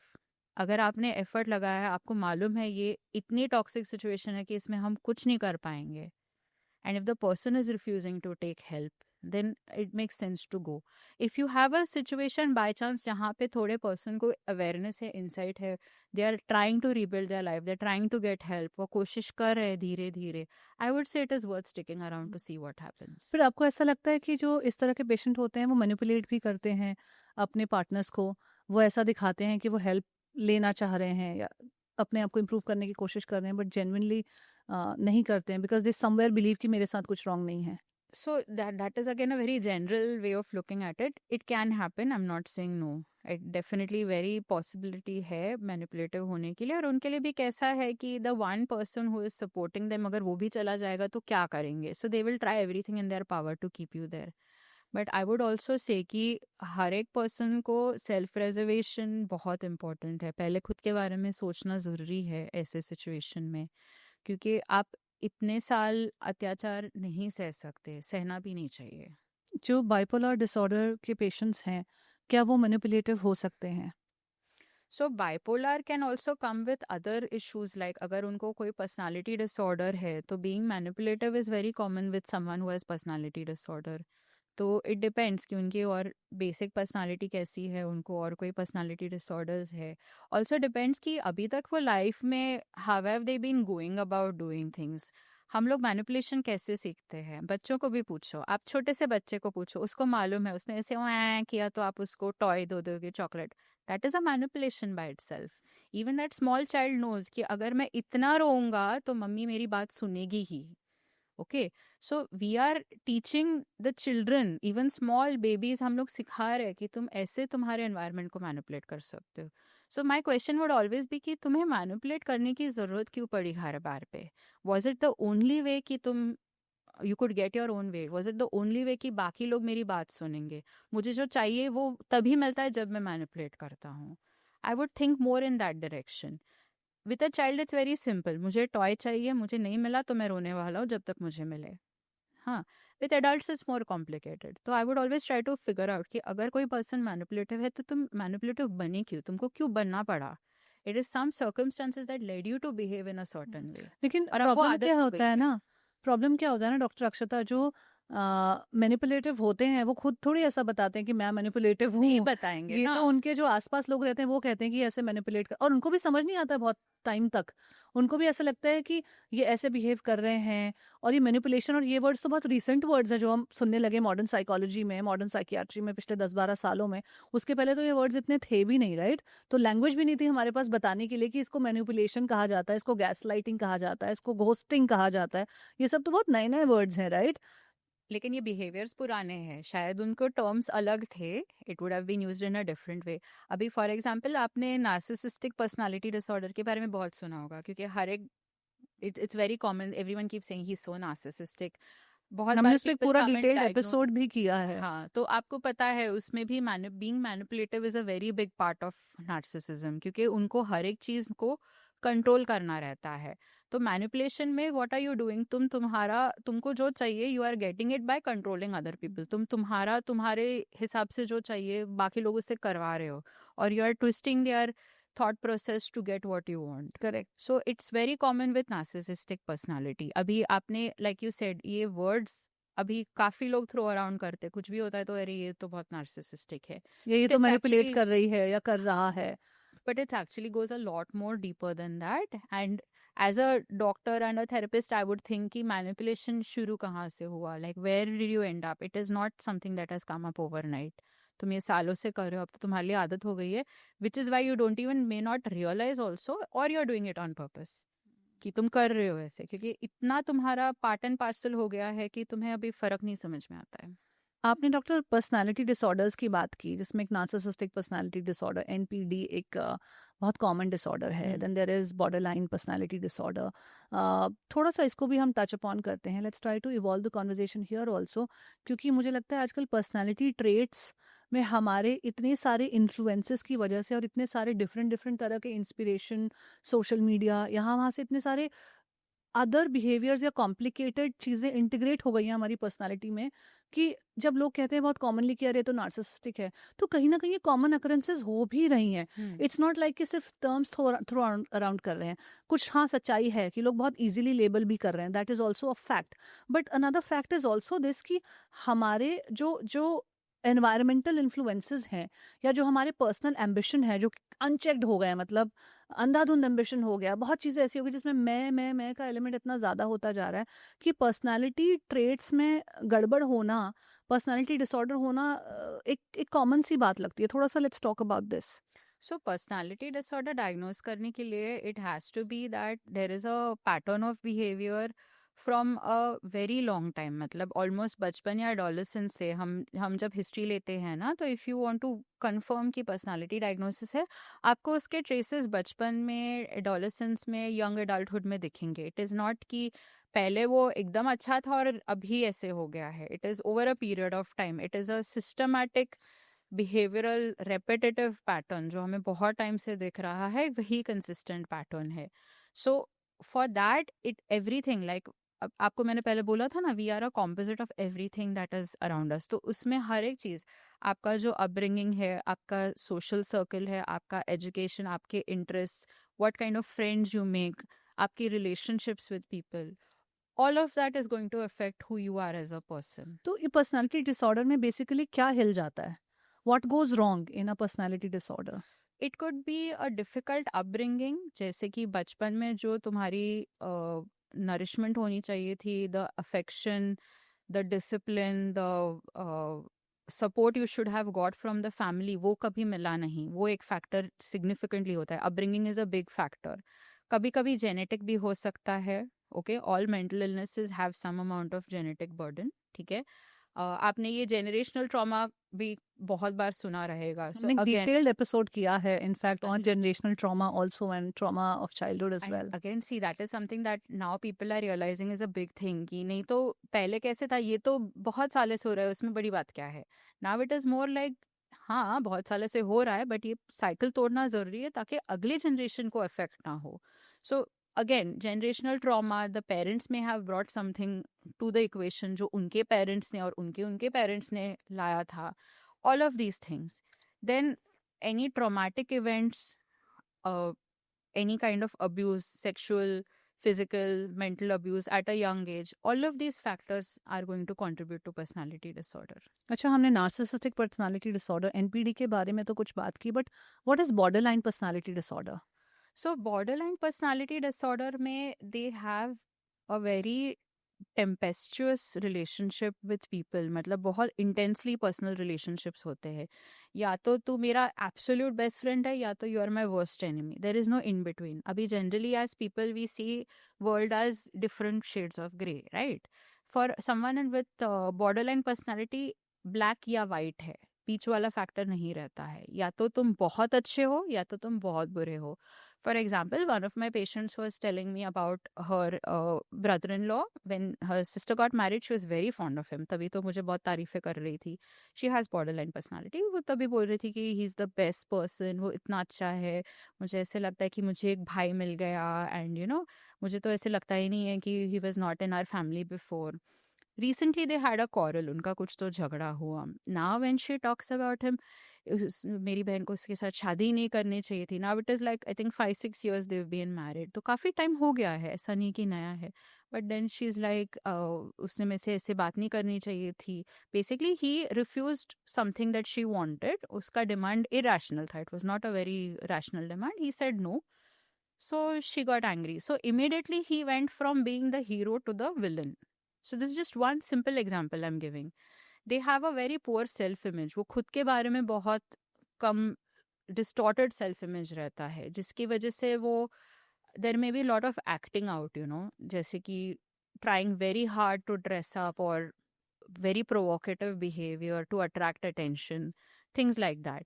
They also have a very hard time managing their emotions.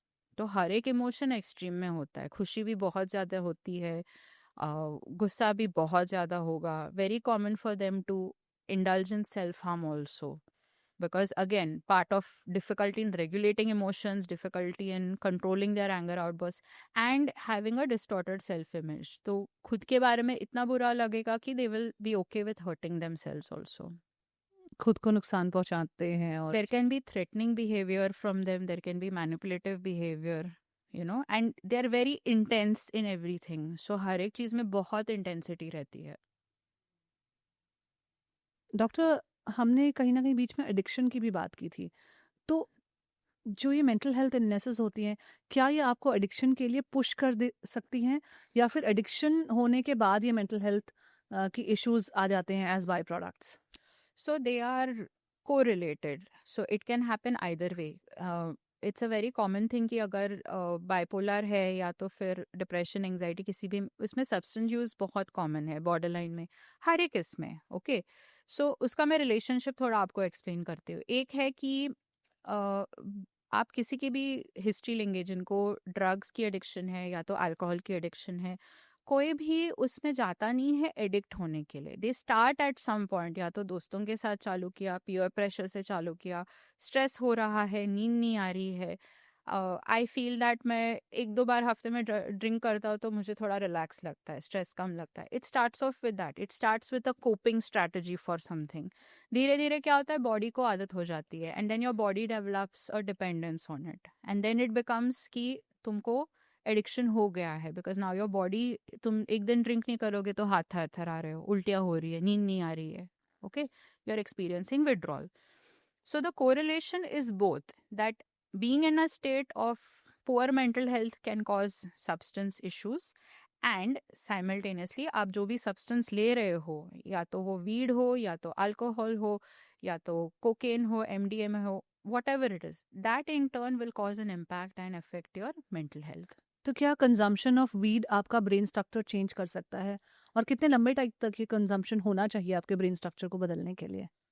I have seen people having symptoms within the first time they tried it also. और studies generally इस पे जो हुई है, they have been more at a research level, like at a functional PET and वो वाले imaging में जो शायद आपको normal imaging में नहीं दिखे, more at a microscopic level. But lot of studies have shown कि 1 या 2 बार भी आप drugs try करोगे, because they are basically, they are mind altering substances ना. आप कोई भी drug ले रहे हो, आपके neurotransmitters, आपका ब्रेन का स्ट्रक्चर अफेक्ट होने ही वाला है. तो I have seen people responding even in the first time, एक बार ट्राई किया और and all the symptoms started. Okay, so we have something called substance induced mood disorder, that is substance induced bipolar या substance induced schizophrenia. So इस person को, there is one example I give you. A patient of mine, young fellow, उसको पहले कुछ भी problem नहीं था. He started smoking weed with his friends. With in a couple of weeks I think by the time वो diagnose करने गया तो काफ़ी टाइम चला गया था, लेकिन सिम्टम्स उसके काफ़ी जल्दी चालू हो गए. ही स्टार्टेड इमेजिनिंग कि मेरा लैंडलॉर्ड मुझे मारने की कोशिश कर रहा है, उसका जो फ्रेंड है, रूममेट है, वो भी मुझे वो लोग साथ में मिले हुए हैं और वो लोग मुझे मारने की कोशिश कर रहा है। वो कहीं भी जाता था तो उसको लगता था कि लड़कियां मुझे चेकआउट कर रही है, so he would randomly approach girls and harass them, जिसकी वजह से उसके ऊपर पुलिस कंप्लेंट भी हुई। Then he reached a point where he got into a fight with his father. वो ब्रेकिंग पॉइंट था फैमिली के लिए। तो ये टुक हिम टू ट्रीटमेंट। फिर वीड करने के बाद ऐसे बिहेवियर एग्जिबिट उसके करता पहले था? वो ठीक था, ही वॉज फाइन। वीड करने के बाद ये सब चालू हो गया। He also started taking, gradually got into drinking also, alcohol भी चालू किया। लेकिन वीड के साथ, दोस्तों के साथ फिर कॉलेज नहीं जाना, ये सब करना, घर से पैसे चुराना, lying to parents, then finally got into a fight with the father, at which point जब उसने father को मारा, they took him to the doctor. Then after he shifted to Bombay, he started seeing me. अभी तक, now it has been 7-8 years since he has been on medication and he is still at a very high dosage, क्योंकि उसको हम लोग दवाई थोड़ा कम करते तो उसके सारे आवाज़ें सुनाई देना, शक करना, वो सब चालू होता है। And he's been off substances for the last 4-5 years at least. In that time he managed to clean up his life. He got a very good job. उसने कुछ एग्जाम्स वगैरह क्लियर किए, अच्छा जॉब किया खुद से। वो he was staying by himself somewhere, going to work regularly, to the point कि उसको काम में प्रमोशंस भी मिल रहे थे। तो आप कह रहे हो कि 27-28 साल का लड़का जो पिछले 4-5 साल से कोई सब्सटेंस नहीं ले रहा है, 7-8 साल से मेडिकेशन ले रहा है, तो उसने कितना ही कर लिया होगा? अगर वीर उसने सब्सटेंस अब्यूज किया भी है, उसने अल्कोहल भी पिया है, तो कितना, 3-4 साल, 2-4 साल, और उसमें इतना परमानेंट स्ट्रक्चर ब्रेन का डैमेज हो गया कि अब उसे बहुत हाई डोसेज मेडिसिन पे रहना पड़ता है।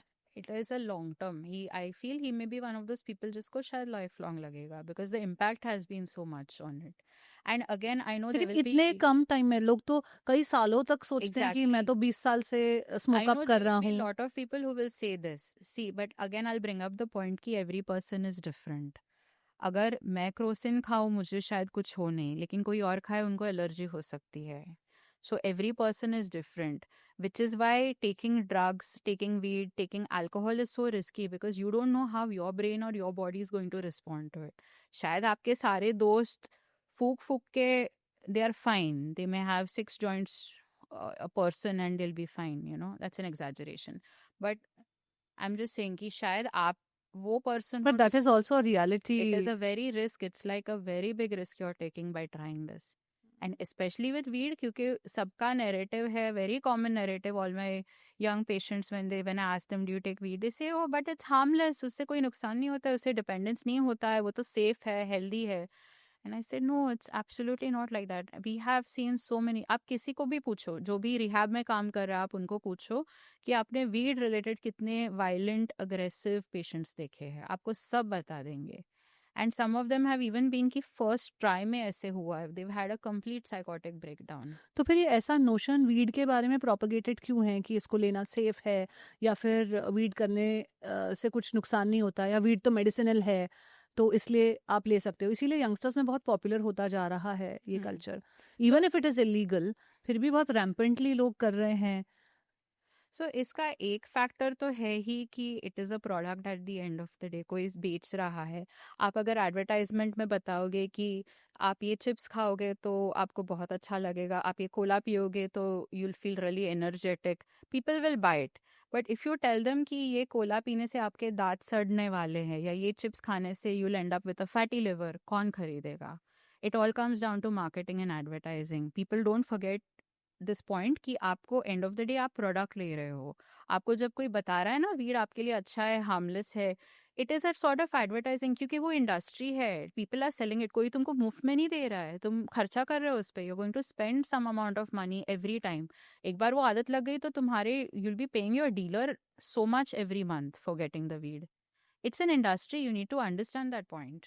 लाइफ में हमारी जो थॉट्स हैं, जो इमोशंस हैं, जो रिलेशनशिप्स हैं, ये सब कॉमन ग्राउंड्स हैं, करियर है, एम्बिशन है, ये सब कॉमन ग्राउंड्स हैं, और इनसे हमें जो भी इमोशंस फील होते हैं, चाहे वो हैप्पी इमोशंस हो, चाहे वो सैड इमोशंस हो, चाहे वो कंफ्यूज्ड इमोशंस हो, वो सभी को फील होते हैं। चाहे फिर वो एक डॉक्टर है, चाहे एक्टर है, चाहे एक पॉडकास्टर है, चाहे एक कुक है, चाहे कोई भी है, राइट? सो वो फीलिंग से सब लोग रिलेट कर पाते हैं और वहाँ से उस फीलिंग से आई थिंक अपनी लाइफ को ट्रांसफॉर्म करने का एक स्कोप मिलता है।